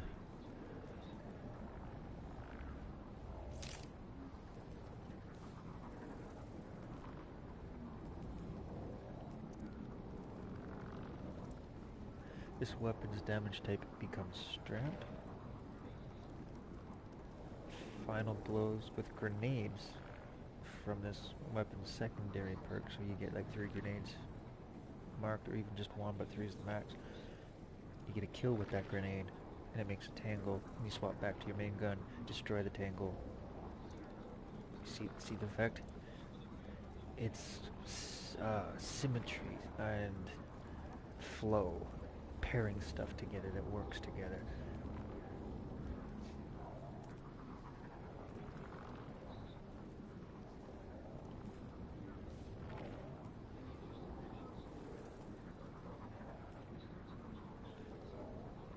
Then every time I get damage a target with my tangle, I gain melee.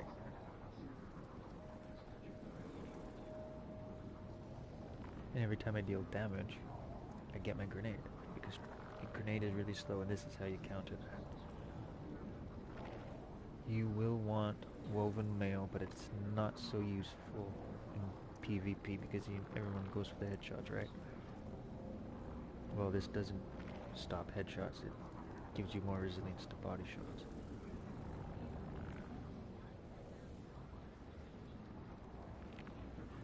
And then this pairs the symmetry and flow of the Brood Weaver. You use strand weapons a lot, and you only need to pull out the bigger guns when you need to really deal damage, the DPS moments, or at clearing when it's a big mob and your gun's low on ammo or whatever. But you mainly stick when you're a strand user to strand weapons. The flow just is crazy, man. So these threadlings, just on the target, let's say that was a kill, and it made a threadling. Threadling will now go from that target's death to say the next target's there, right to that target. So if you are still at a distance to kill them, one of them, but not the next one, so easily. So the damage fall off right there is too much. You can handle the whole clip, deal with the target that. So you see how much flow that is, and how, like, man, it gets intense.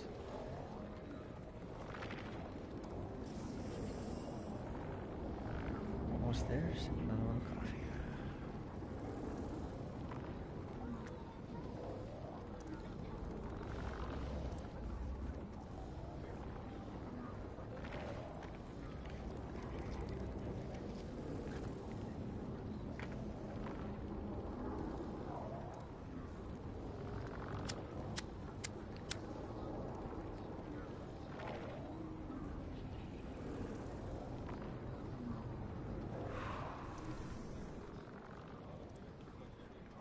Oh, and there's one more thing I should add before I go on, before it leaves my mind. I've heard people already try and theorize about Strand on some of these other people's YouTube channels. Well, it only came out when those YouTubers didn't actually play with the Strand. Because some of them were trying to claim the only thing a Warlock had, for an example, is they're a threadling. Not true. If you go into player versus player and try and use one of these, it's not so easy. Maneuverability in player versus player puts you on top tier status. So having the ability to use this, is not so much for the damage aspect. It's really tricky to grapple on, come to your target, and punch them. You lose your gun, and they shoot you, and you usually die before you get a chance, unless you're behind them. It's not what that's used for in PvP. No. That uses you to get into situations quicker, and out of situations that could have killed you. Very handy. Way more than this. Especially when you have your Strand weapon set up like I have right now, so your kills have a chance to make threadlings. Because trust me, the 3 you can create off of the rift and run around the corner do just enough damage to soften them up so you can peek around and kill. More than handy.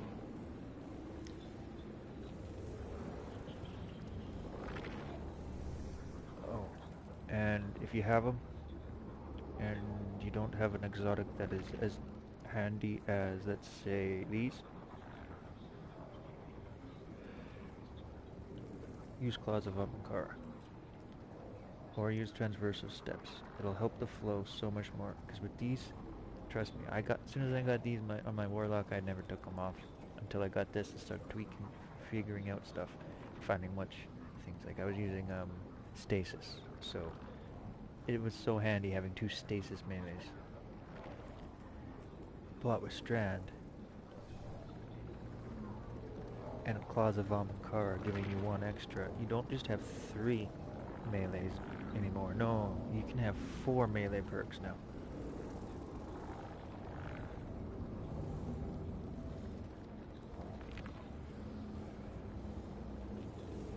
And if I use my melee and entangle a target, like there's multiple targets and I entangle one, let's say it kills it right away, there's a threadling on the ground. I can destroy that I'm sorry, not threadling. I can destroy that weave on the ground. Or, if I have my grapple, I can grapple onto that weave on the ground without using up my melee charge, because it just converts right back instantly when you land on one of those weaves.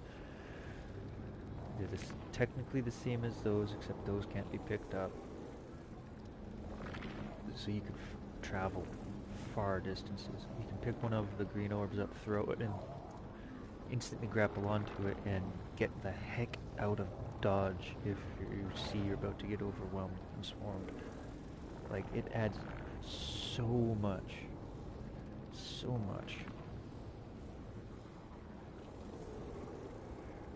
You now get to play your character in so many different ways.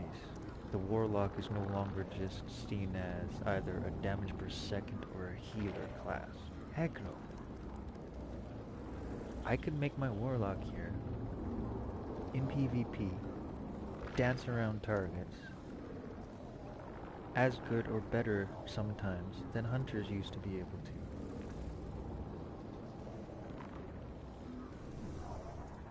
And I don't even have a high mobility.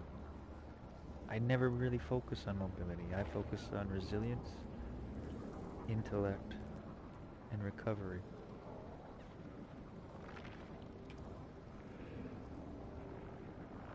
But since Strand, I changed things up, and I like having at least tier 7.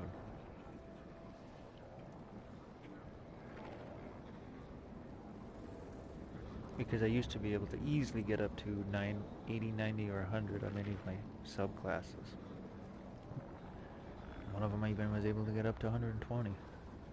They've changed everything, and resilience is just dropped. So instead of focusing on this, I just put it up to decent enough one.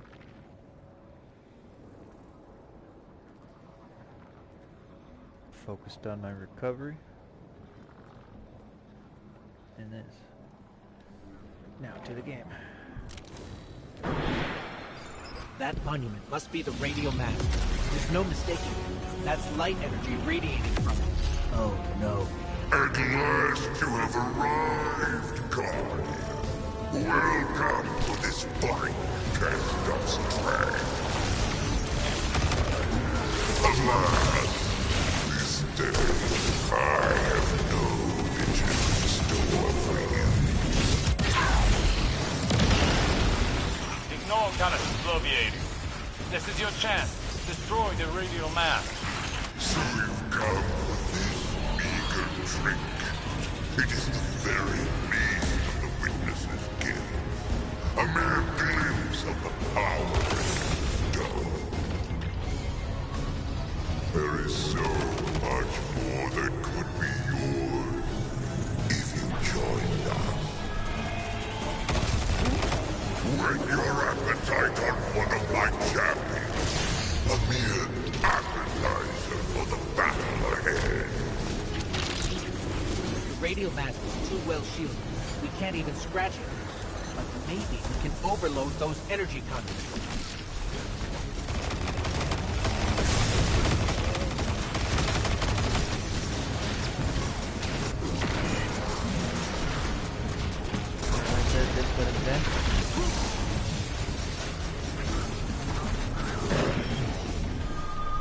I wasn't kidding. I remember seeing this on the original level. Yeah, I imagine that was.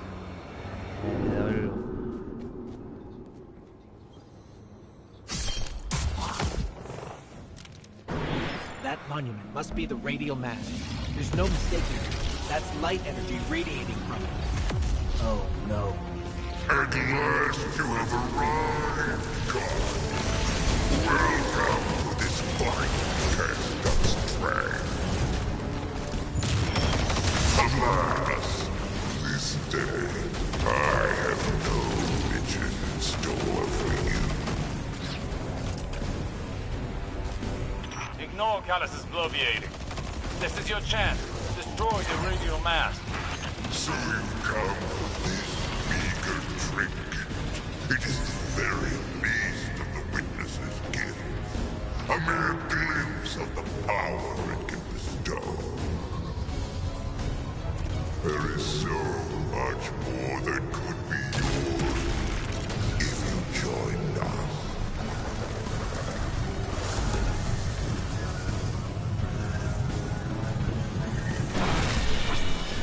Even the best contenders' performance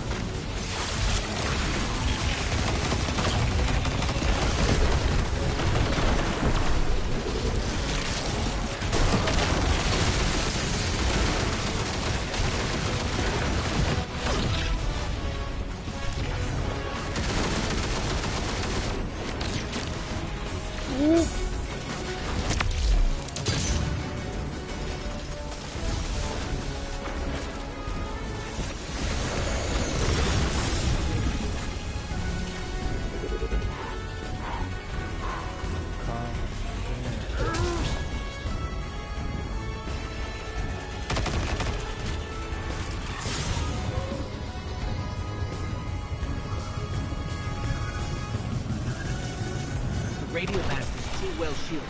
We can't even scratch it. But maybe we can overload those energy tunnels.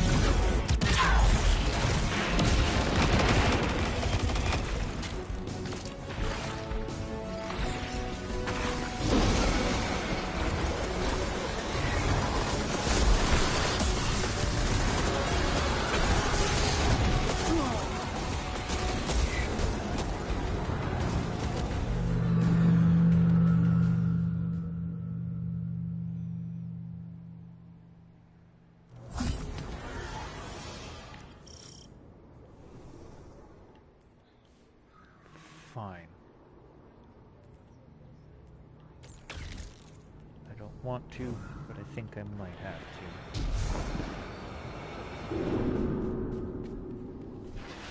I keep getting really old.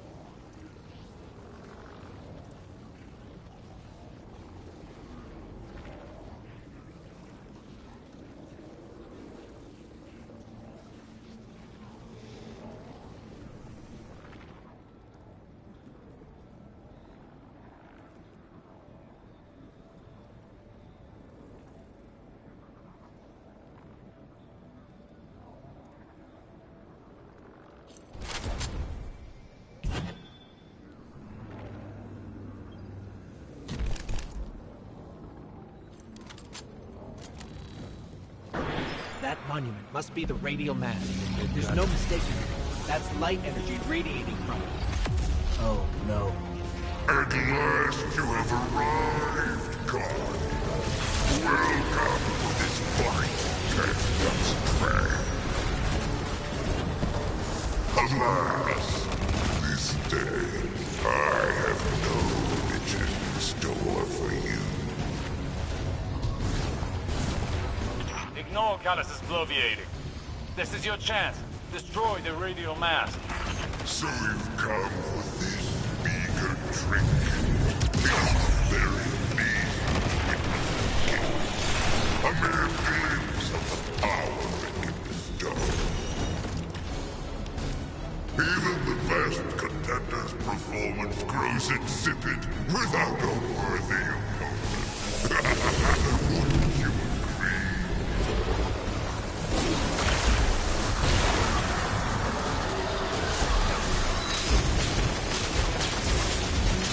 No.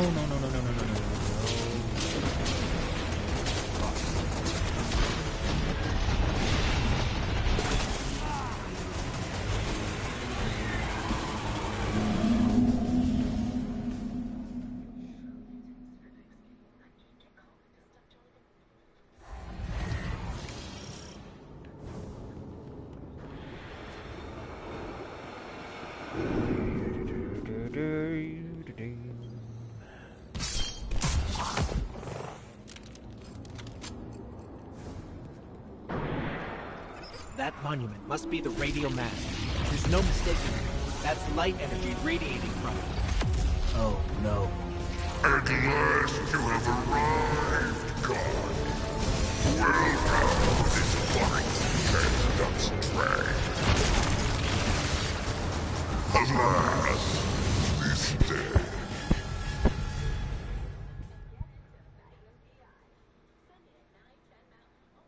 At last you have arrived, Guardian.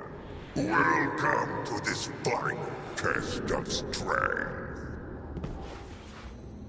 Alas, this day, I have no riches in store for you.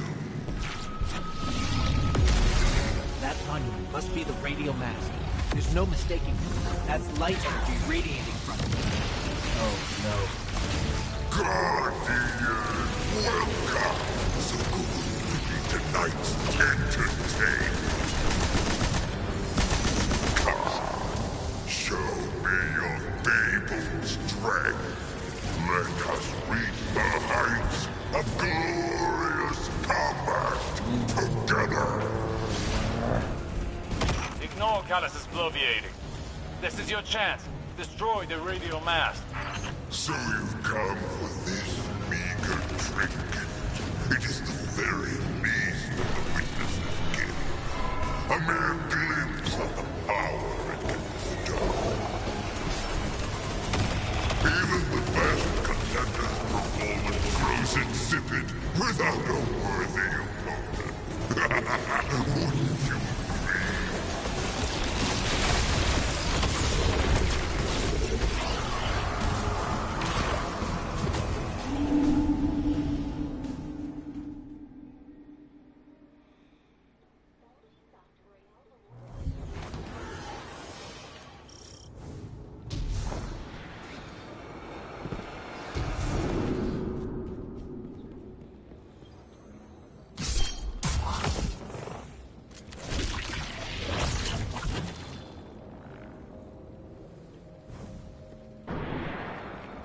That monument must be the radial mass.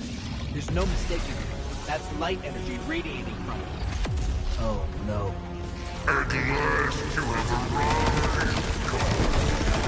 Welcome to this fine test of strength. Alas, this day I have no riches in store for you. Ignore Callus's bloviating. This is your chance. Destroy the radial mast. So you've come for this meager trinket. It is the very least of the witness's gift.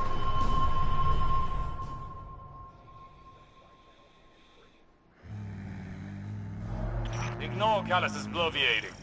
This is your chance. Destroy the radial mast. So you've come for this meager trinket. It is the very least of the witness's gift. A mere glimpse of the power it can bestow.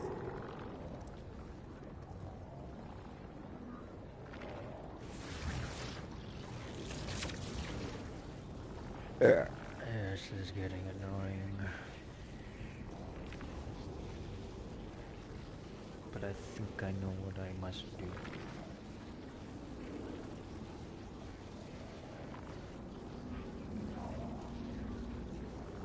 Gonna grab a coffee.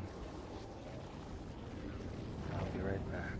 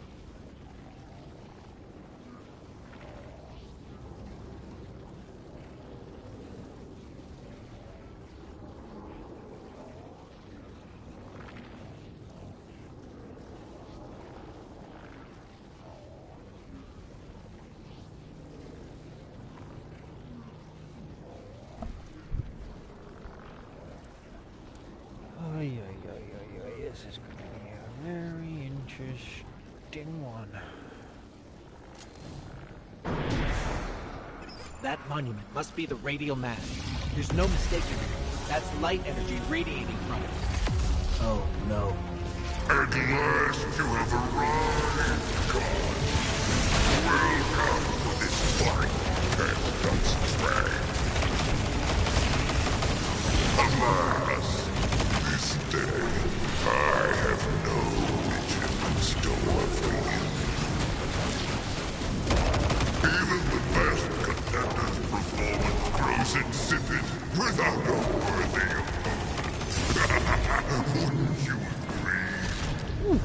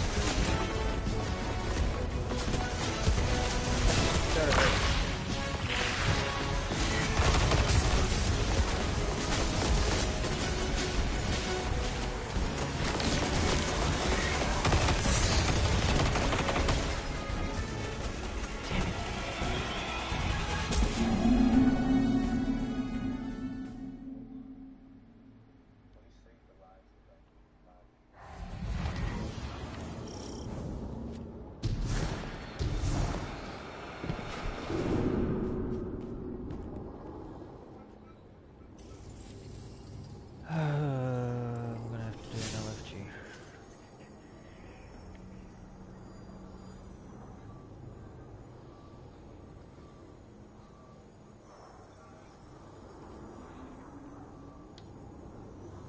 Ouch. And that's gonna suck because it's gonna make it even harder.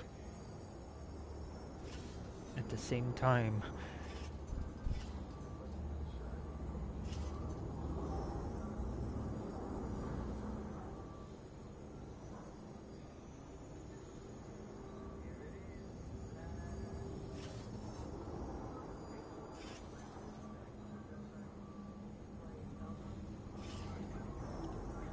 What?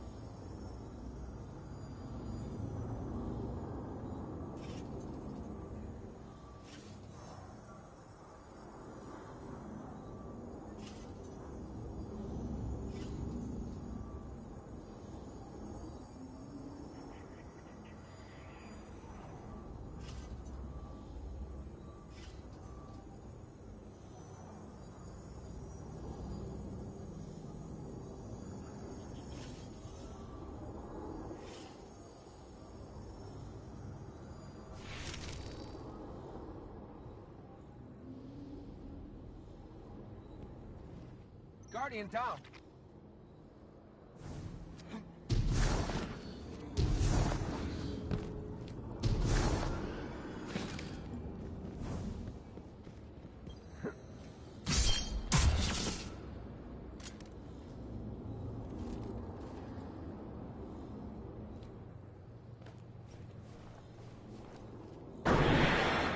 That monument must be the radio match. There's no mistaking it. That's light energy radiating from it. Oh, no. At last you have arrived, gods. Welcome to this fine test of strength. Alas, this day I have no riches in store for you. Even the best contender's performance grows insipid without a worthy opponent. Wouldn't you agree?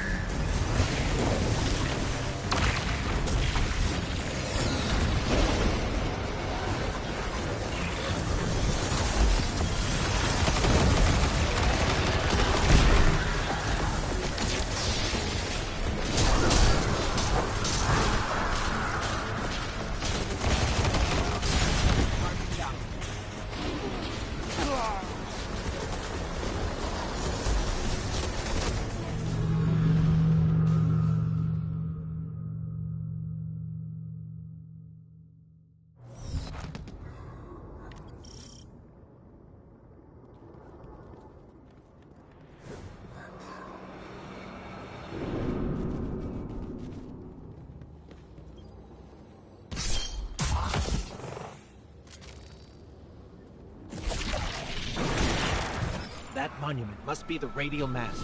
There's no mistaking it. That's light energy radiating from it. Oh, no. At last you have arrived, gods. Welcome to this fine test of strength. Alas, this day I have no riches in store for you. Even the best contender's performance grows insipid without a worthy opponent. Wouldn't you agree?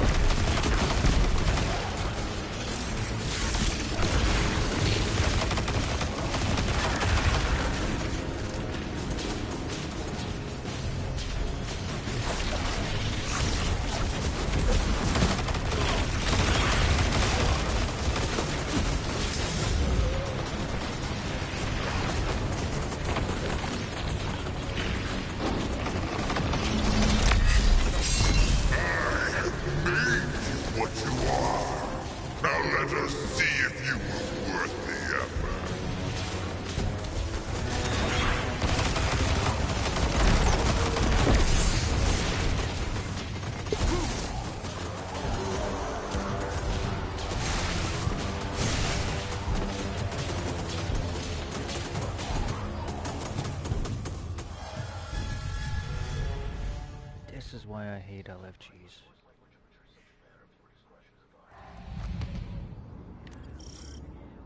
When you ask someone for help, they try and join.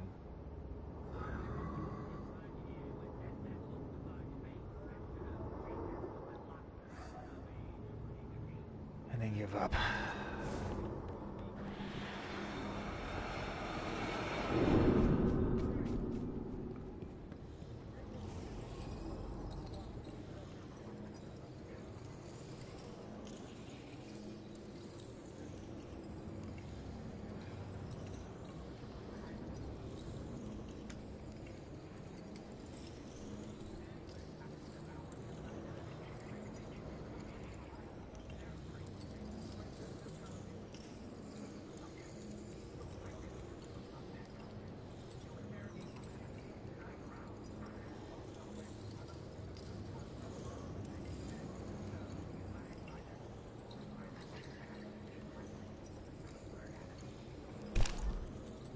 this person will actually help, please.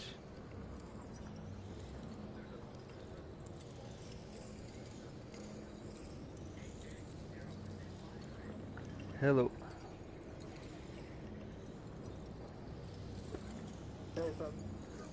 Not much. Trying to beat this on Legend, and I keep getting overwhelmed. Guardian down. Oh, good. I'm not sure what I'm doing. Yeah, I can hear you. Can you hear me? So I beat this campaign on the regular, but I'm not sure what I'm doing wrong for Legend.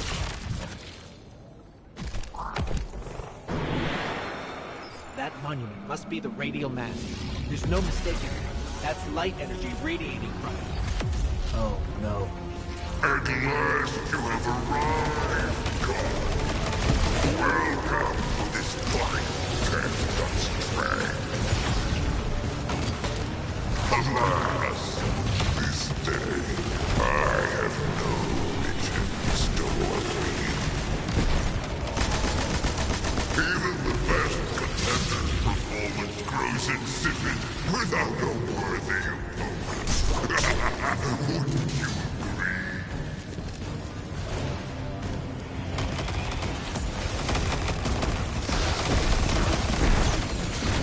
It's hard to hear you. What's that?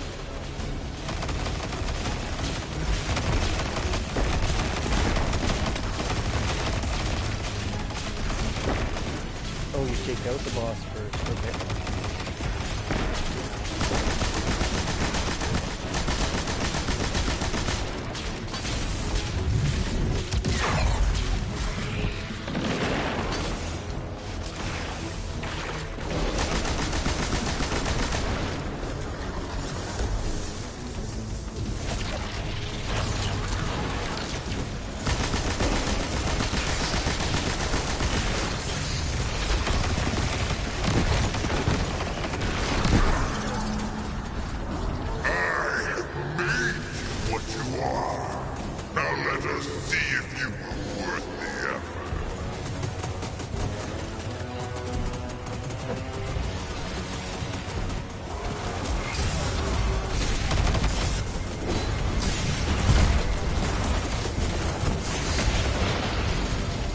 Threw me off the map.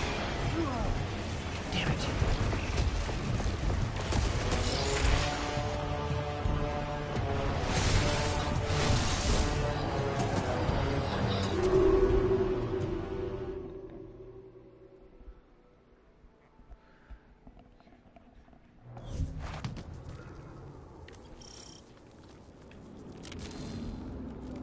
Yeah, this is really tricky.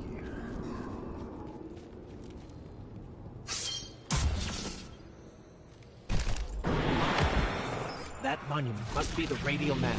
There's no mistaking it. That's light energy radiating from it. Oh, no. At last you have arrived, God. Welcome to this flight dust train. Alas, this day I have no mission in store for you. Even the best contender's performance grows insipid without a worthy opponent. Wouldn't you agree? So sorry, dude, but my resilience is really bad. No matter how much I try, I just can't seem to get my resilience up.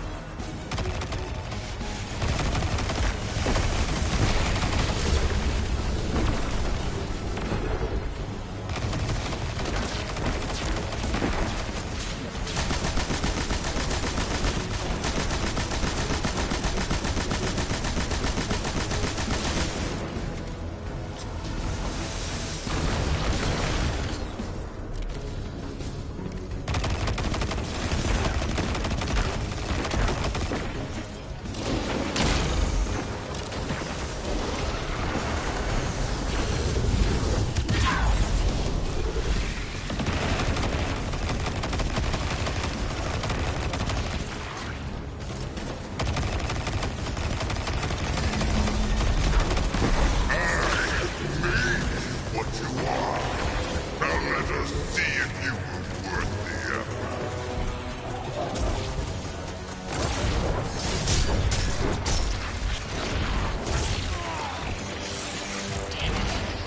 Had to be one more healthy straight behind.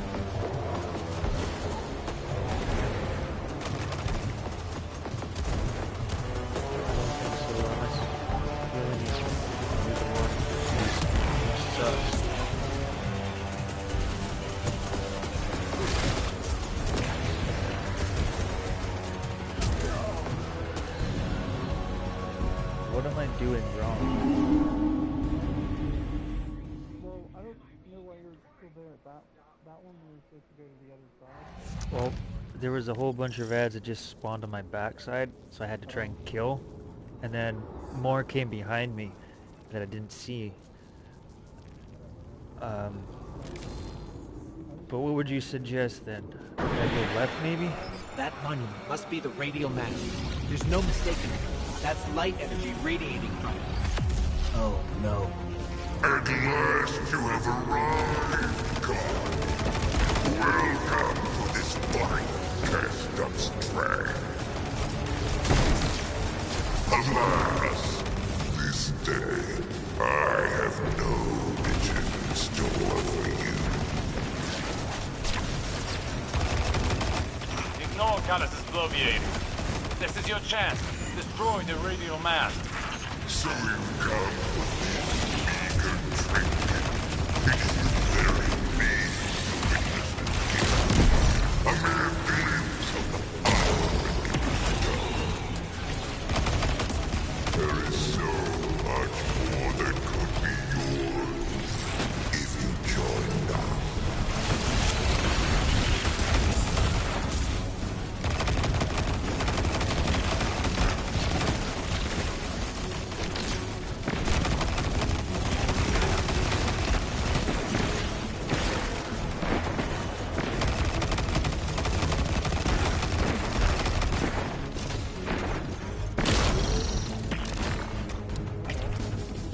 Pardon?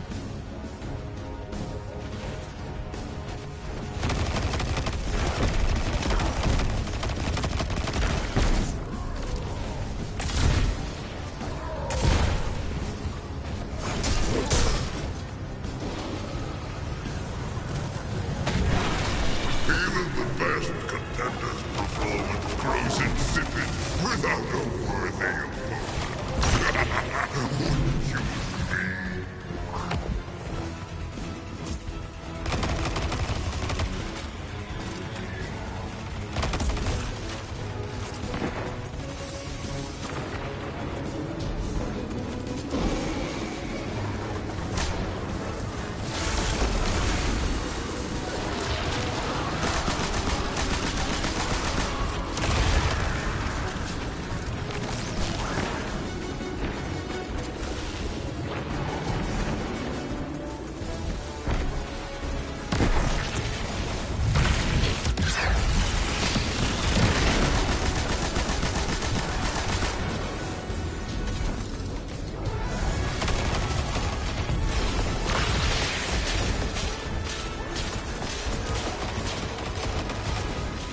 Trying to get a bit better shot.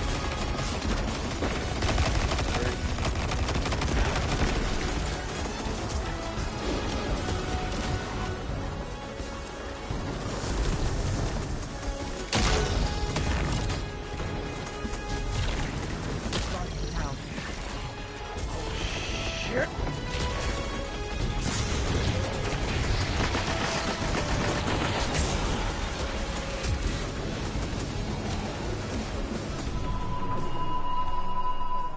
I've tried to downfall boss here a couple times, but then before I walked into this one, now I'm like tired of doing it. Oh, yeah. Good luck, Devin. Thank you. Sorry about that. Good luck to you too.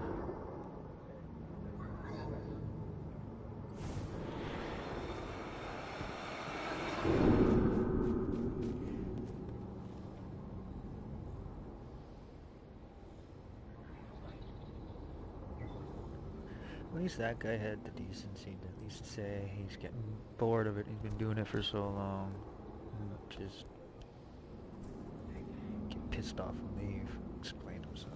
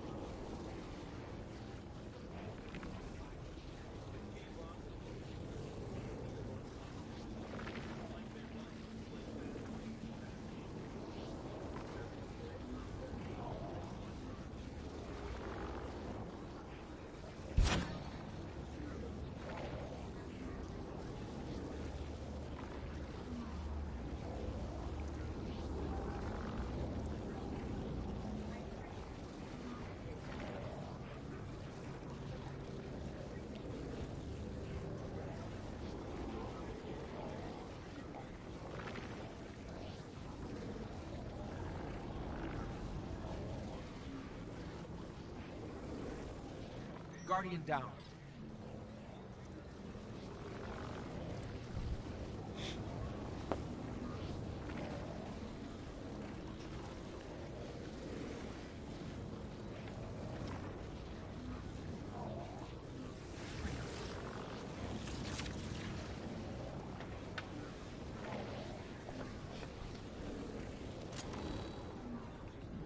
Just give me 1 second, please. I'm just smoking a cigarette.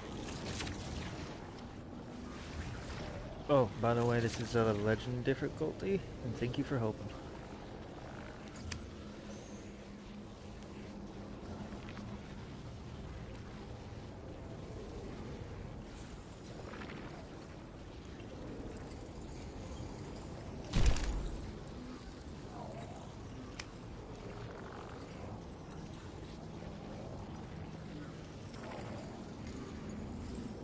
Yeah, we are. Just hold on. I thought you would have been a bit longer and I had enough time to smoke my weed. I'm almost done though. Like less than a minute, man.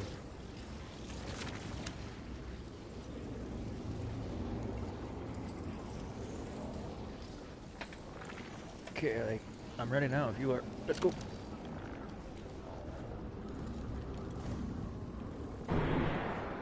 That monument must be the radial mast. There's no mistaking it. That's light energy radiating from it. Oh, no. At last you have arrived, God. Welcome to this fine cast of strength. Alas, this day I have no riches in store for you. Even the best contendant from Roman grows insipid without a worthy opponent. Wouldn't you agree?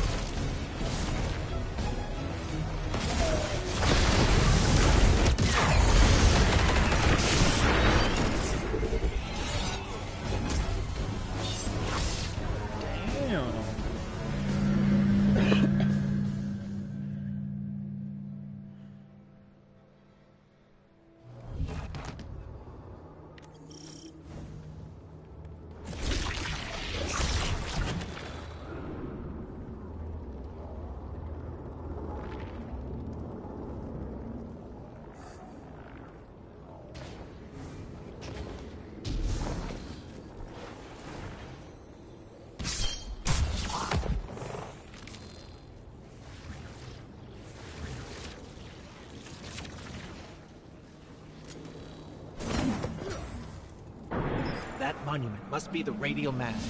There's no mistaking it. That's light energy radiating from it. Oh, no. At last you have arrived, God. Welcome to this fine cast of strength.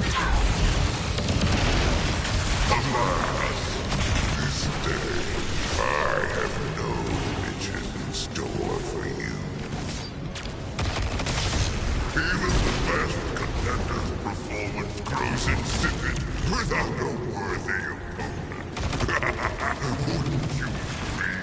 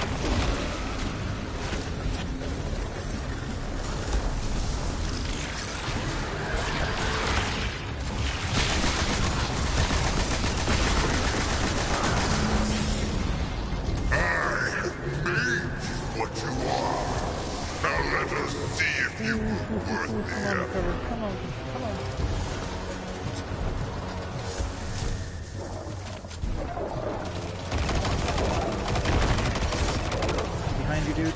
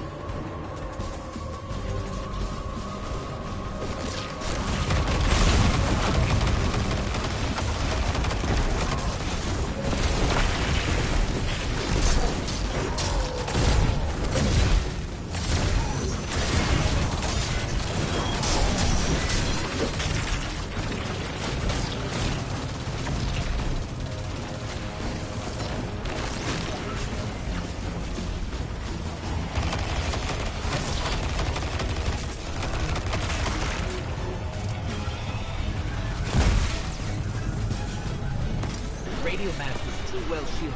We can't even scratch it. But maybe we can overload those energy powers.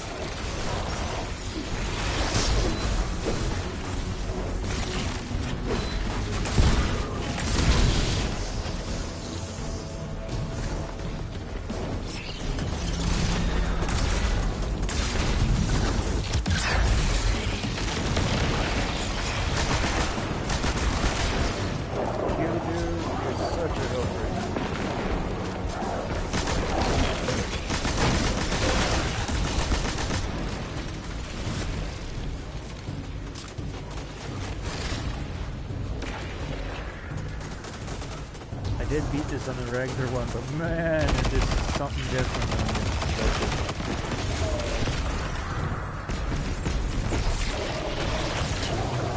For these genetics.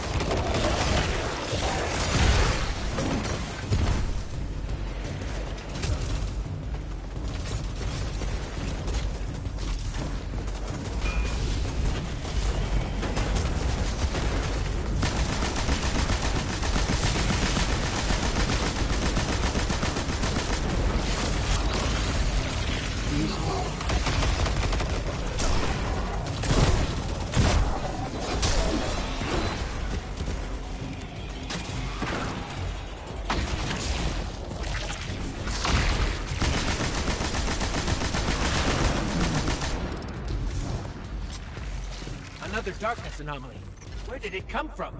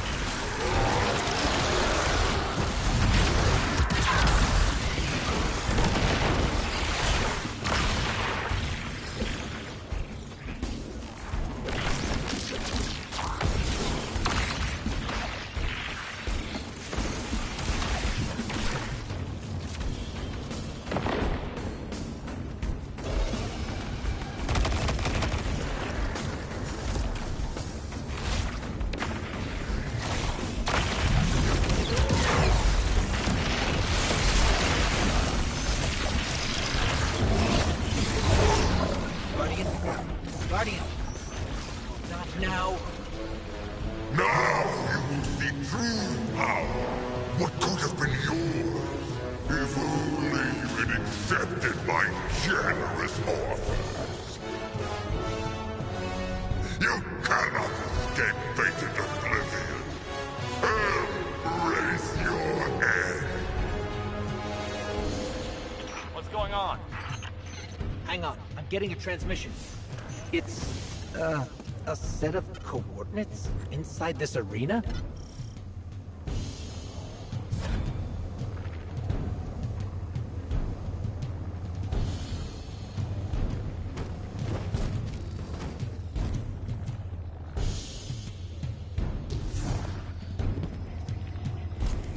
Is this the extent of your strength? Is this all the Traveler's chosen guardians can muster?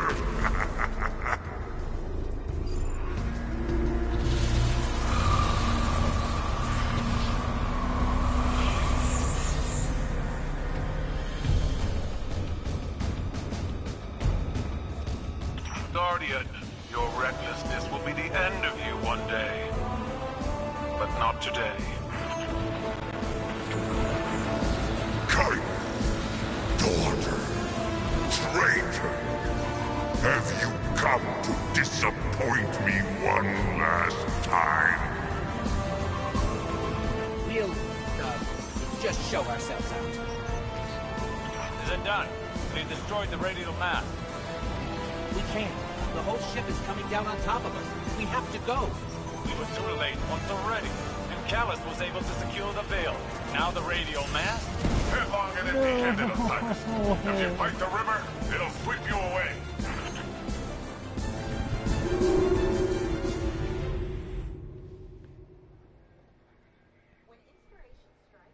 Luckily, that's a checkpoint.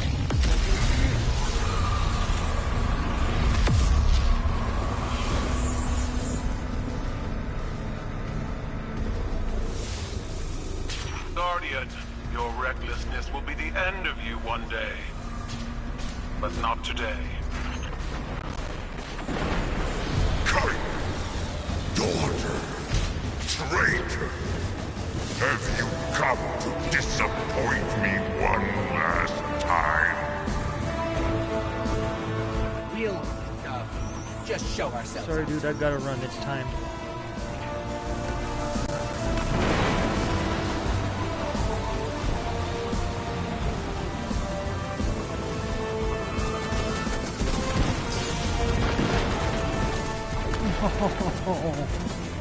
Why can't I go through this? Yeah, don't stay down right beside the shield.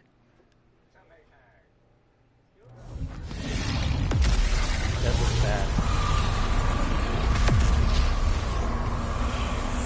That's actually a really cool ship. Guardian, your recklessness will be the end of you one day. But not today. Kite! Daughter! Traitor! Have you come to disappoint me one last time? We'll, just show ourselves out. Is it done? We destroyed the radial mast. We can't. The whole ship is coming down on top of us. We have to go. We were too late once already. And Callus was able to secure the veil. Now the radial mast? Headlong and empty-handed, Osiris. If you fight the river, it'll sweep you away.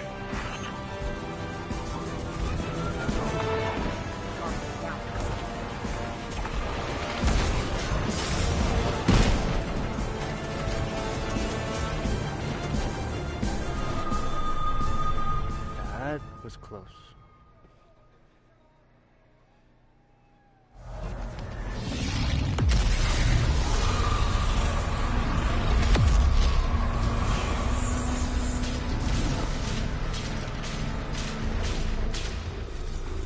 Guardian, your recklessness will be the end of you one day. But not today. Kite! Daughter! Traitor!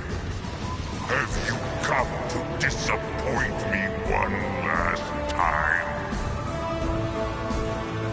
We'll, just show ourselves out. Is it done? They destroyed the radio mast. We can't. The whole ship is coming down on top of us. We have to go. We were too late once already. If Callus was able to secure the veil, now the radio mast? Headlong and empty-handed, Osiris. If you fight the river, it'll sweep you away.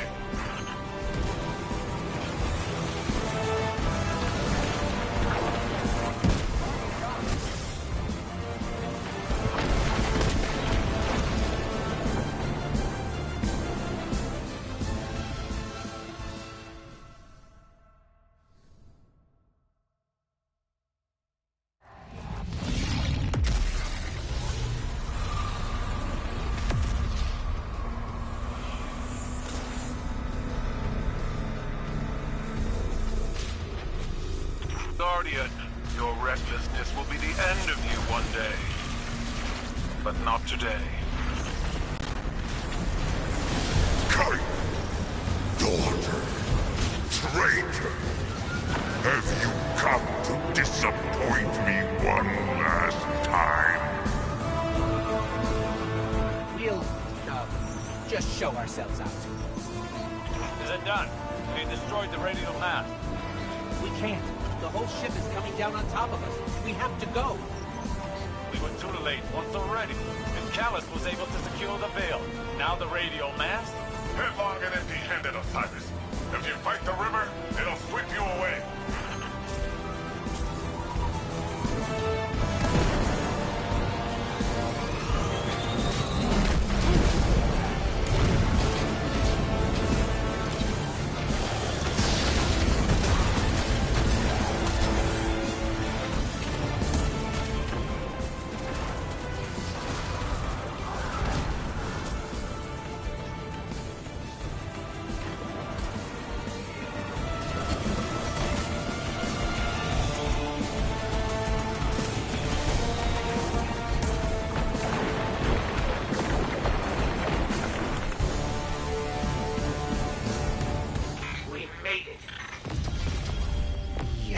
Mate, you're the best Titan I've come across in a long time.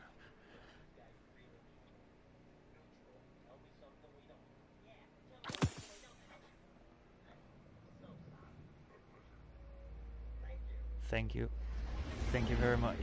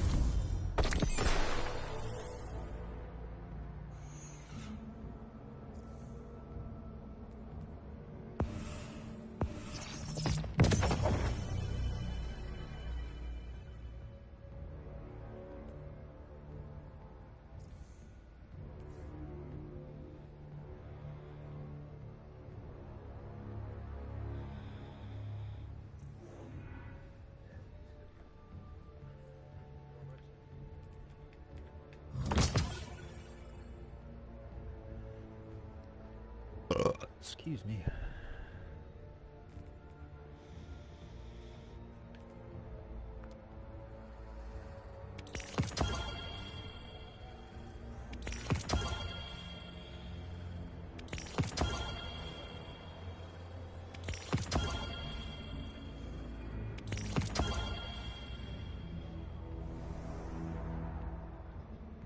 Oops. Guess I can close that fire team.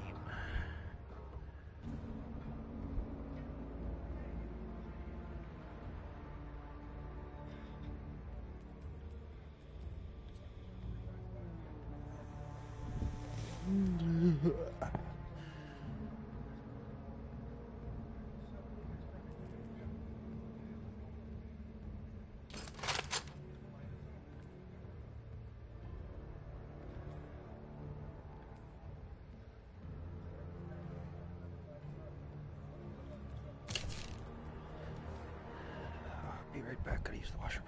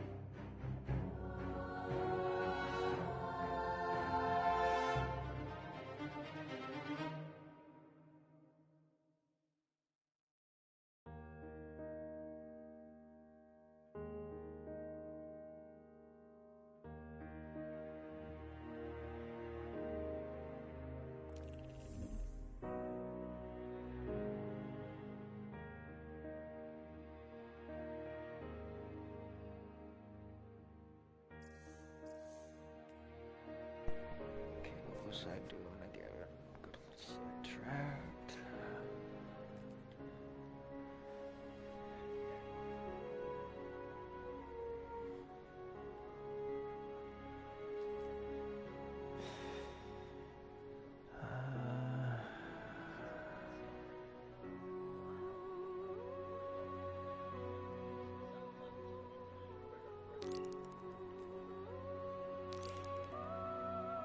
Let's actually do this. Oh yeah, that is what I was about to do.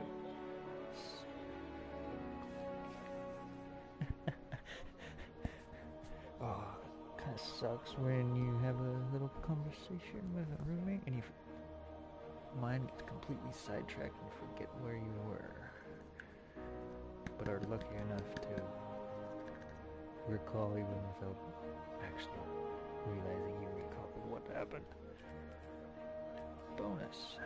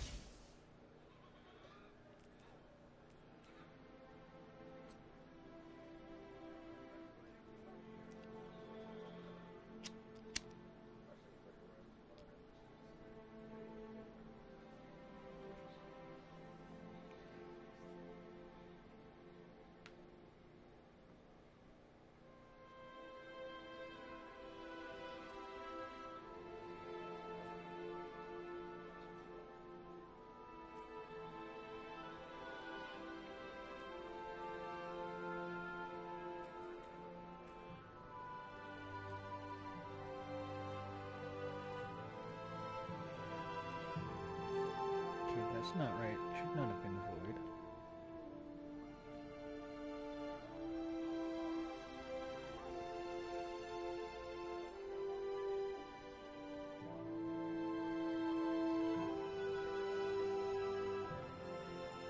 Good, that's better.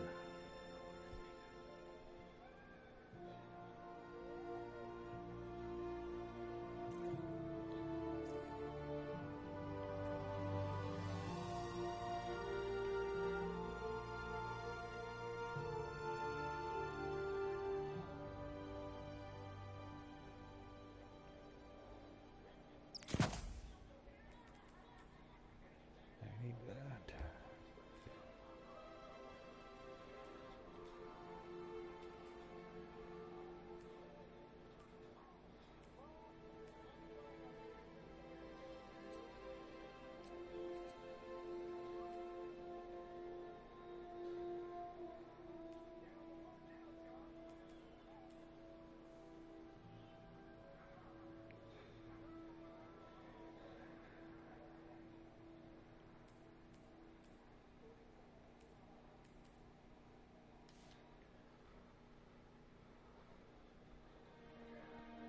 Sorry, I just don't have the preset for this. Tweaking it still a bit. And if I perfect it, I'll move it over to binary stasis build.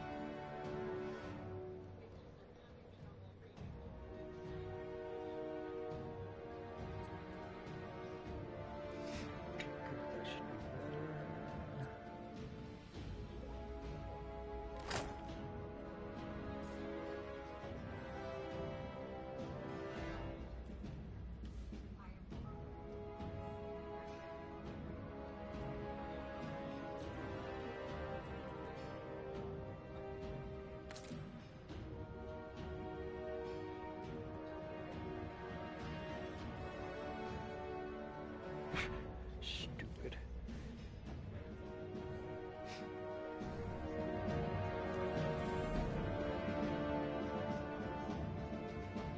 Okay, I better go to the tower and pick up my gamma quests.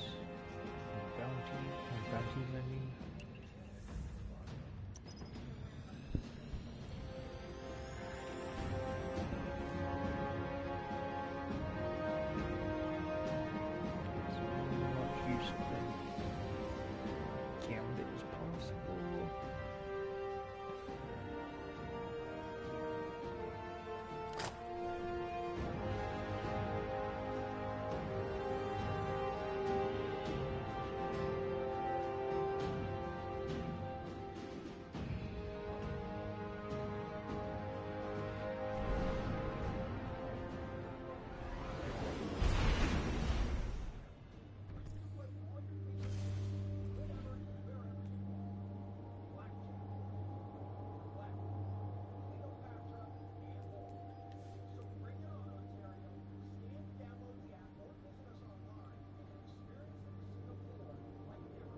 There it is.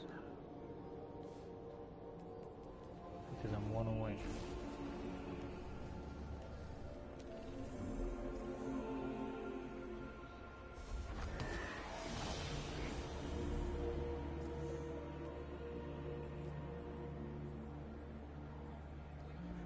step 5 of 7.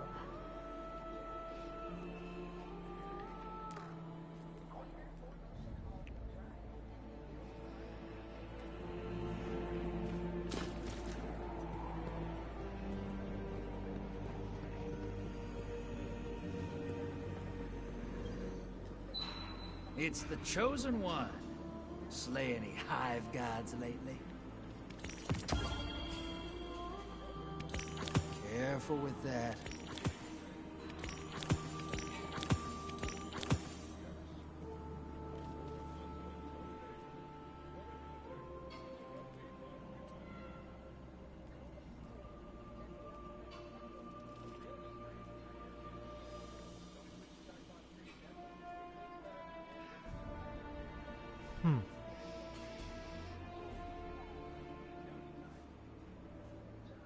So it's still working.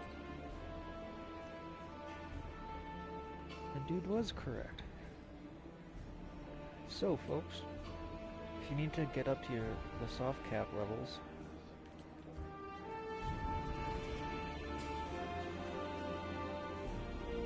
keep engrams.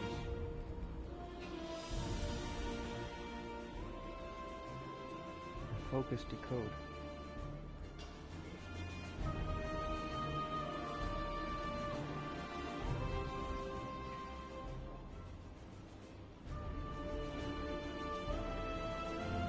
See you on gone. That's hasn't been around for a while.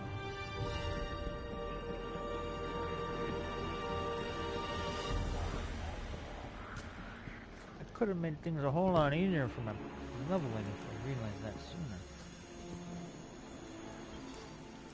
I did my leveling. Hello.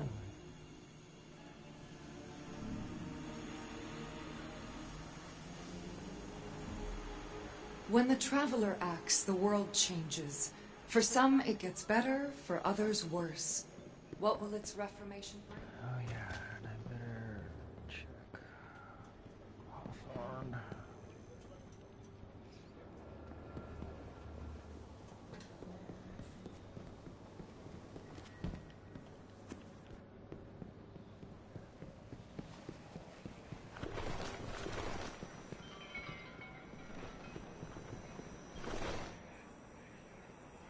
Yep.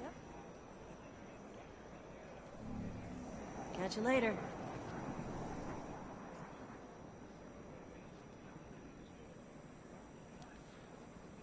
Did the bird distract you? He does that.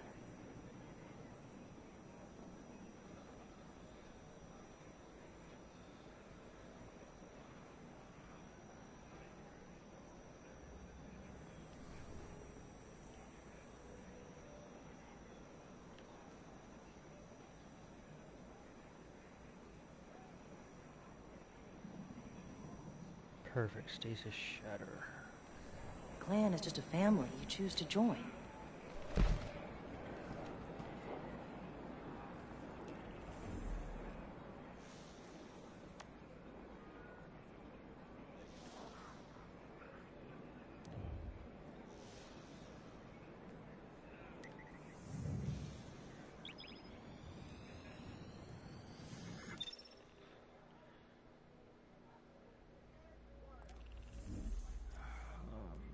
What did I have to do specifically again?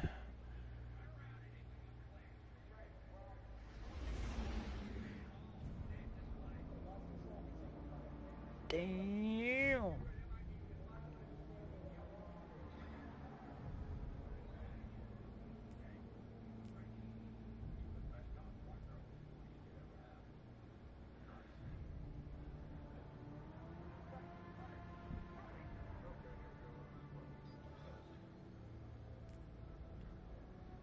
Okay. Interesting.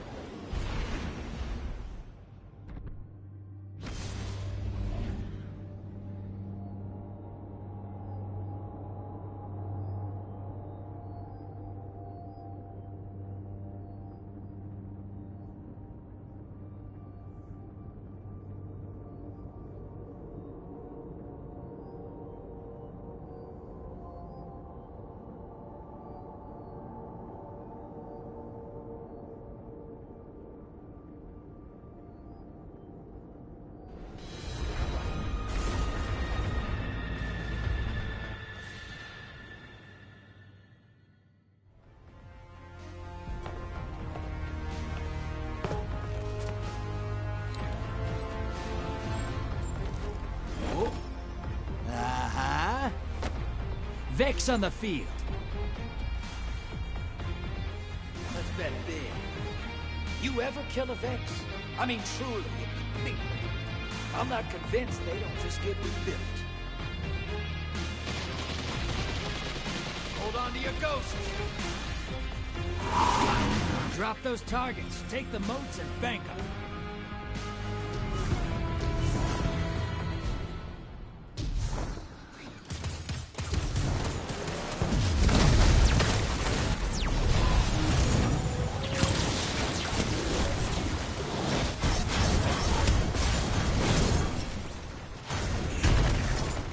Hostiles incoming at the cavern.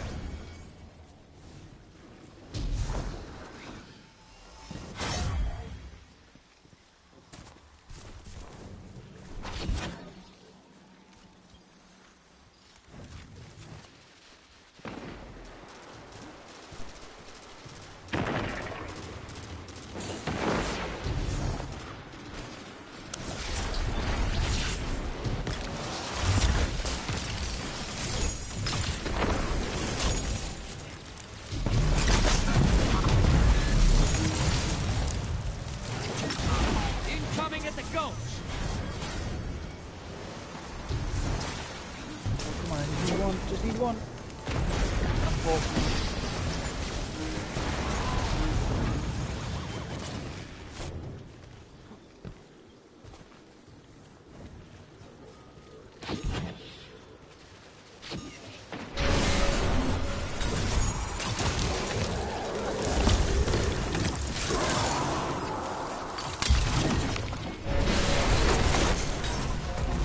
Oh, you dropped a large blocker on the enemy. That'll take them a while to chew.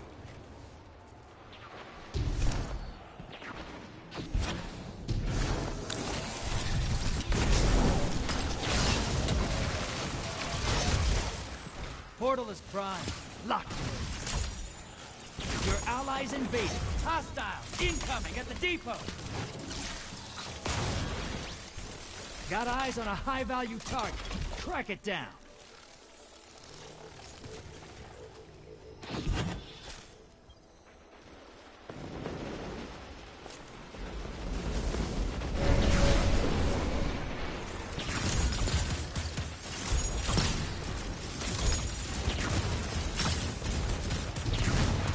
Your allies back with 3 kills. Yeah!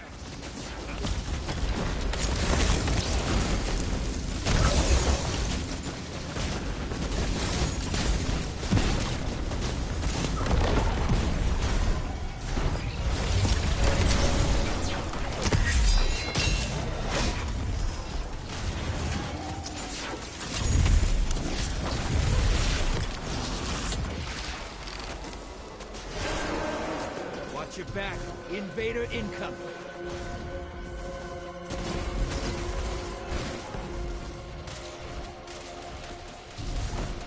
Enemy invader down. Free to hunt. Woo! High value target is down. That should keep your enemy busy. Let's see more moats.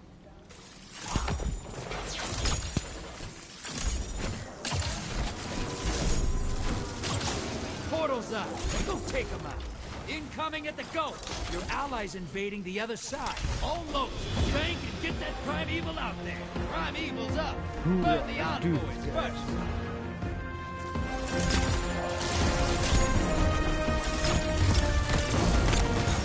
Your allies down and out.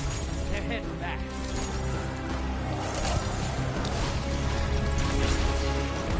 Envoys taking the dirt now. Primeval's out.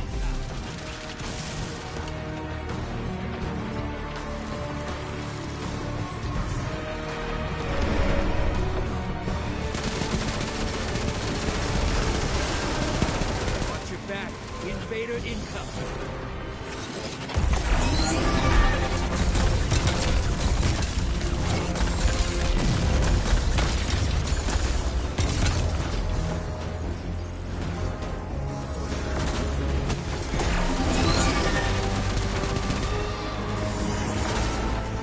Enemy invader down. Whoa.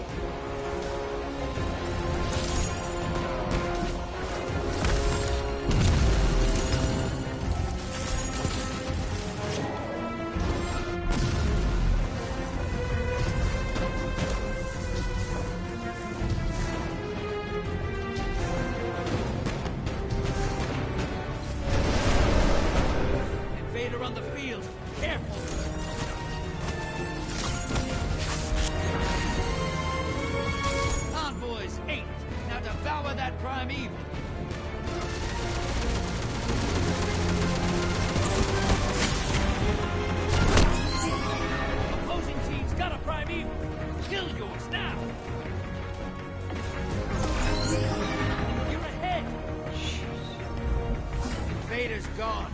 Get him next time. Allies headed to the other side.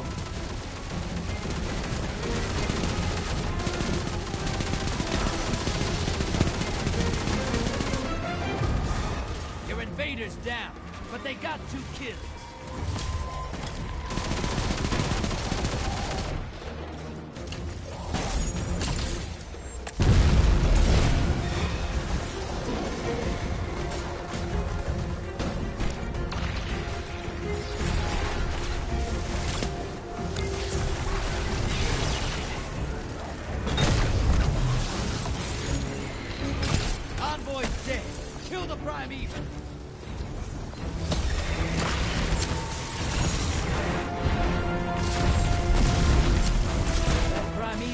Long for this world. Burn it down. Take this game. Your allies invading the other side. Invader incoming. Ally is down. Pulling them back.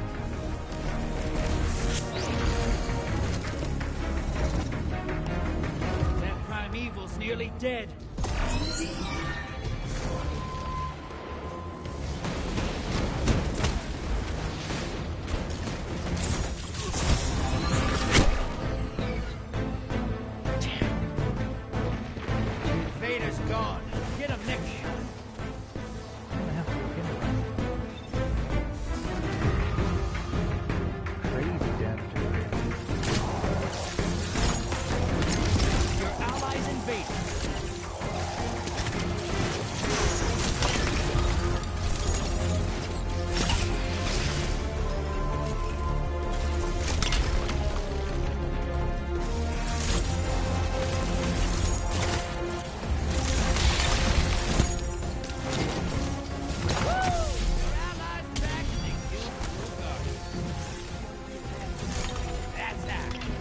Taking a dirt nap. Primeval time. That primeval's not long for this world. Burn it down. Take this gamut. Invader incoming.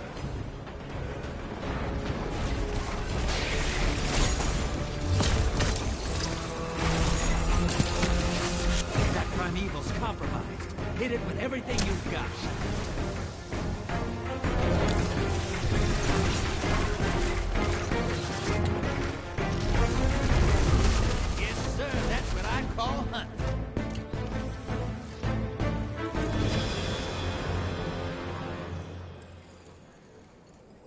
Never give up. Good going, team. Look at all those moats. Packed tight and shiny. You're getting paid today.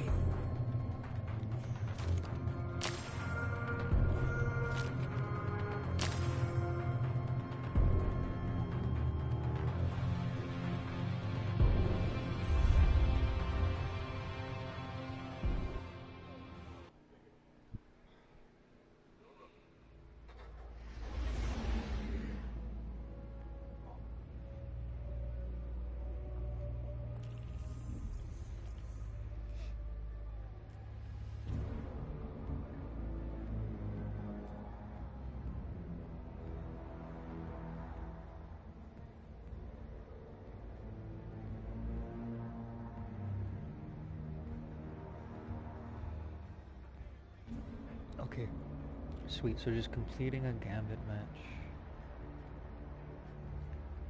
gives calibration data. Getting a win gives you extra data. Good.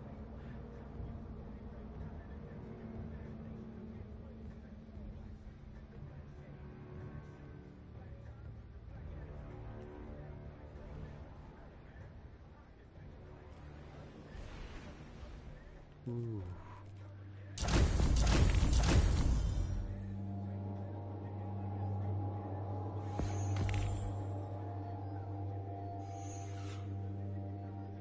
I might jump into the crucible for a little bit and get some kills in while I try and gain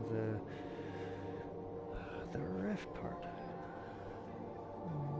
Maybe.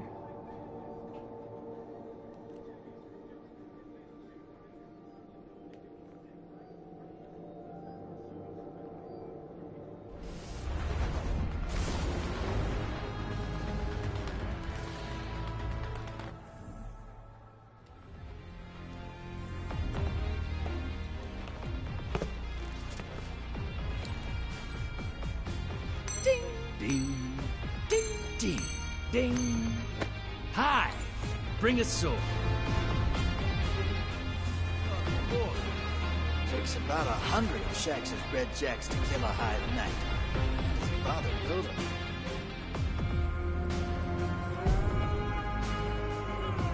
Prepare for transmat. Drop those targets, take the moats, and bank them.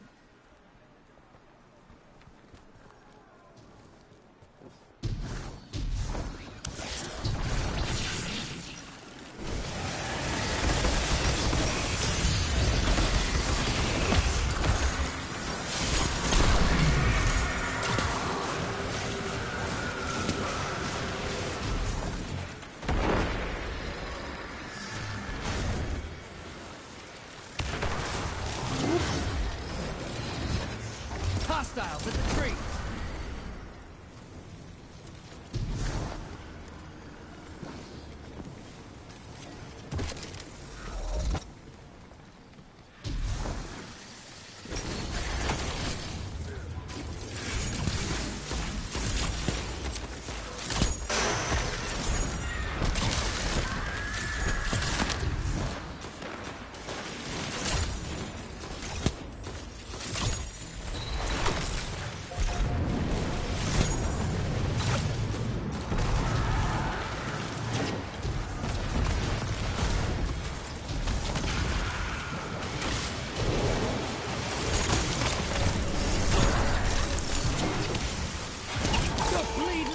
Brother, whack the blockers! Thanks in the bank.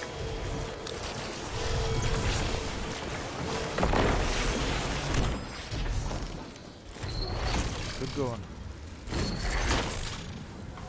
Small blocker outbound. Incoming wave at the ruins.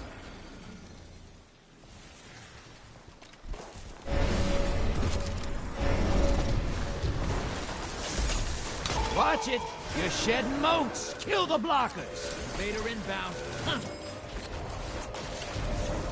On the beach.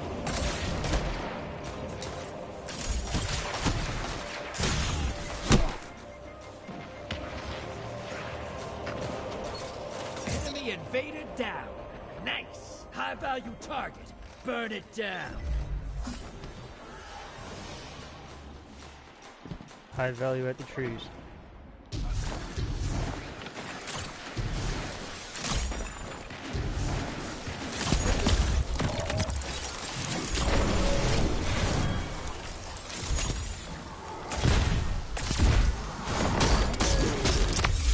Bank guys.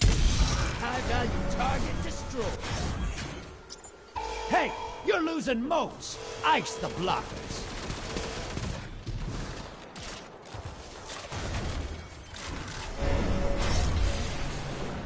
Portal's up. Go look them in the eyes. No, Okay, dude, you just summoned a prime evil. you just If ran they in with kill 7 it, they moats, win dude. You're this. supposed to Your bank allies before you invading the other jump through. side. Hostiles That at was the such a trees. waste. Invaders down and out. Yeah, thanks. Head You just back. wasted 7 moats, dude. That should keep your enemy busy. Let's see more moats.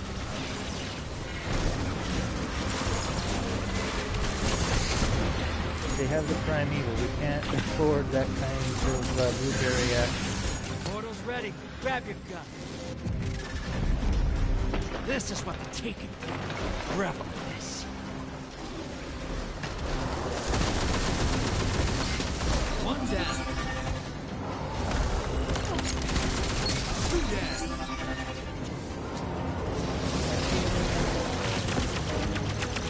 10 seconds and I pull you back. What are you gonna do? What are you gonna do to the glare?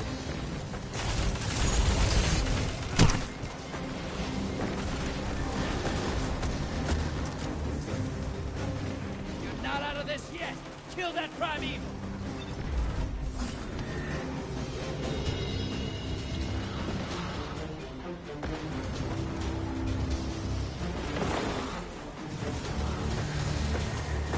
Your allies invading the other side. You guys want to know the key to success? Every time they invade, slow down and hunt them. Everyone hunts. Your allies agree with that primeval's compromised. Hit it with everything you've got.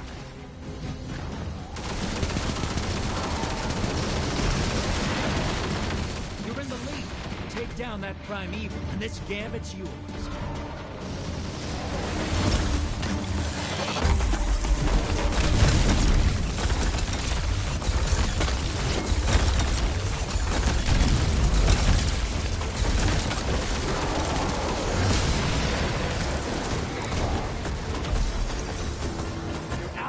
Invading the other side.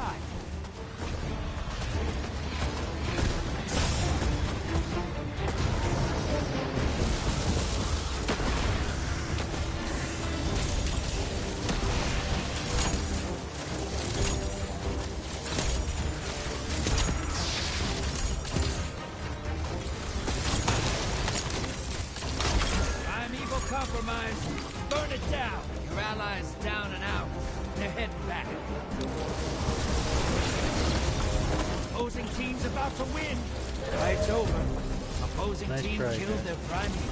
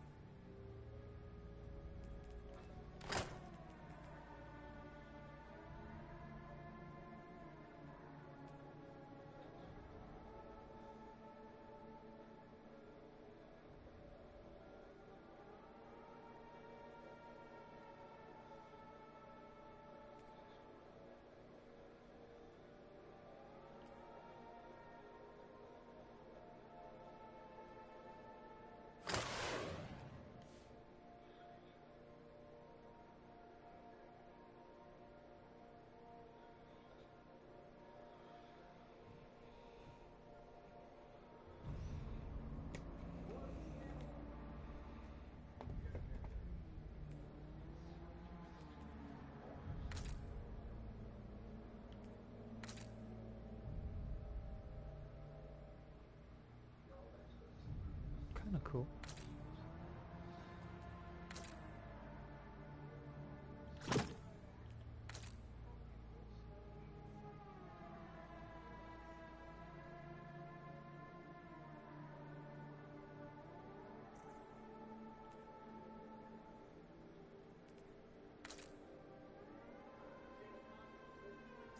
That's not the one. Where is it? There it is, Red Jack.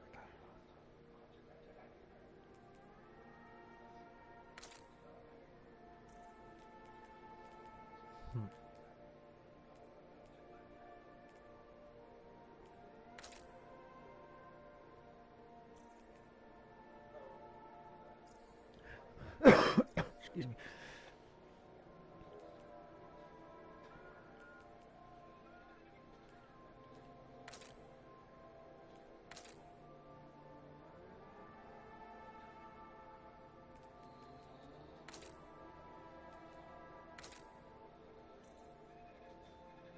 I swear I had a better one that was red.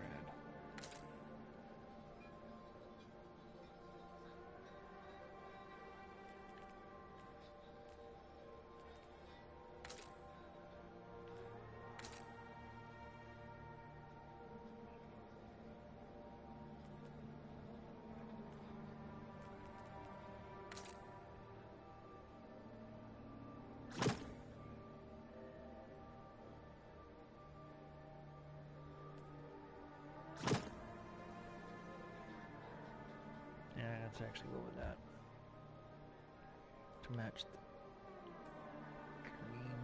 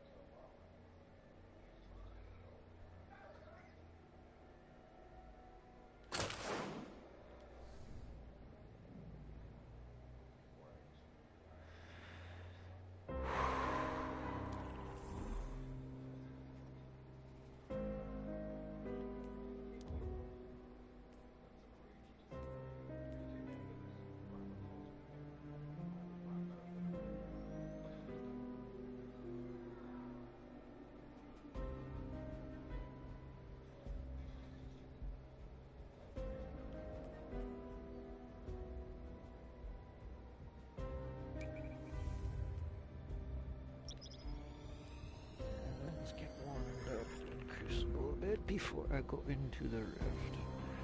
Be smart.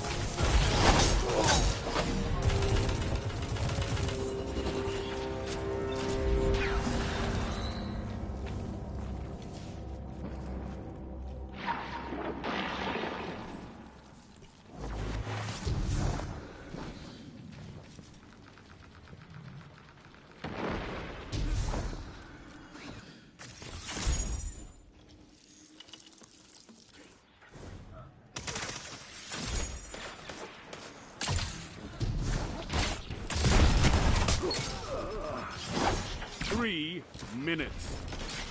Okay, why the hell did it launch a bullet charge when it was pushing the melee button? That's not right.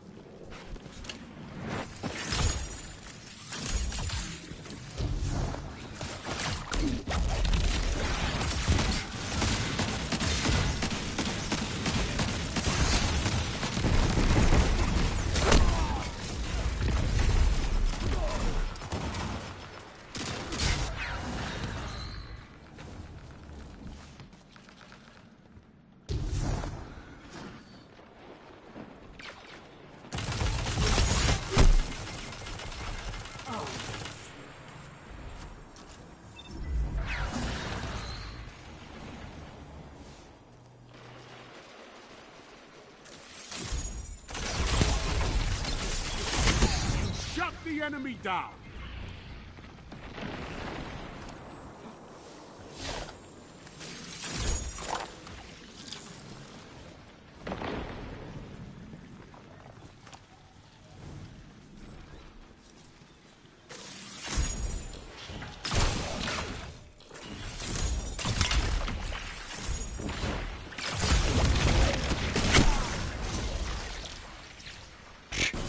Oh, frickin' shit. You should have been frozen.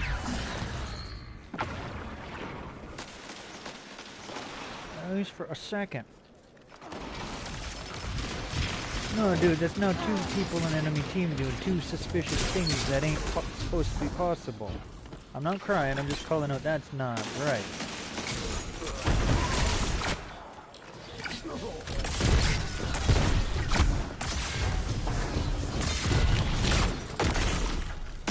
No sense why people gotta cheat. Why can't they get better?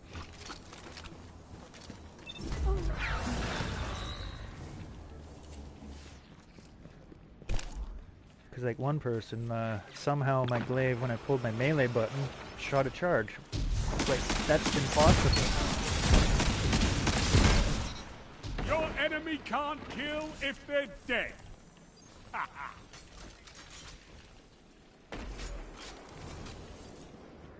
30 seconds.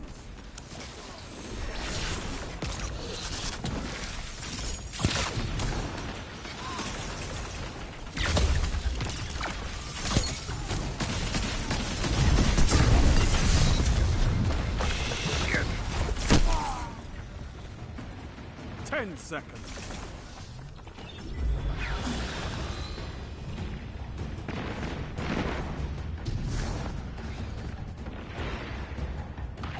You're beaten. This time.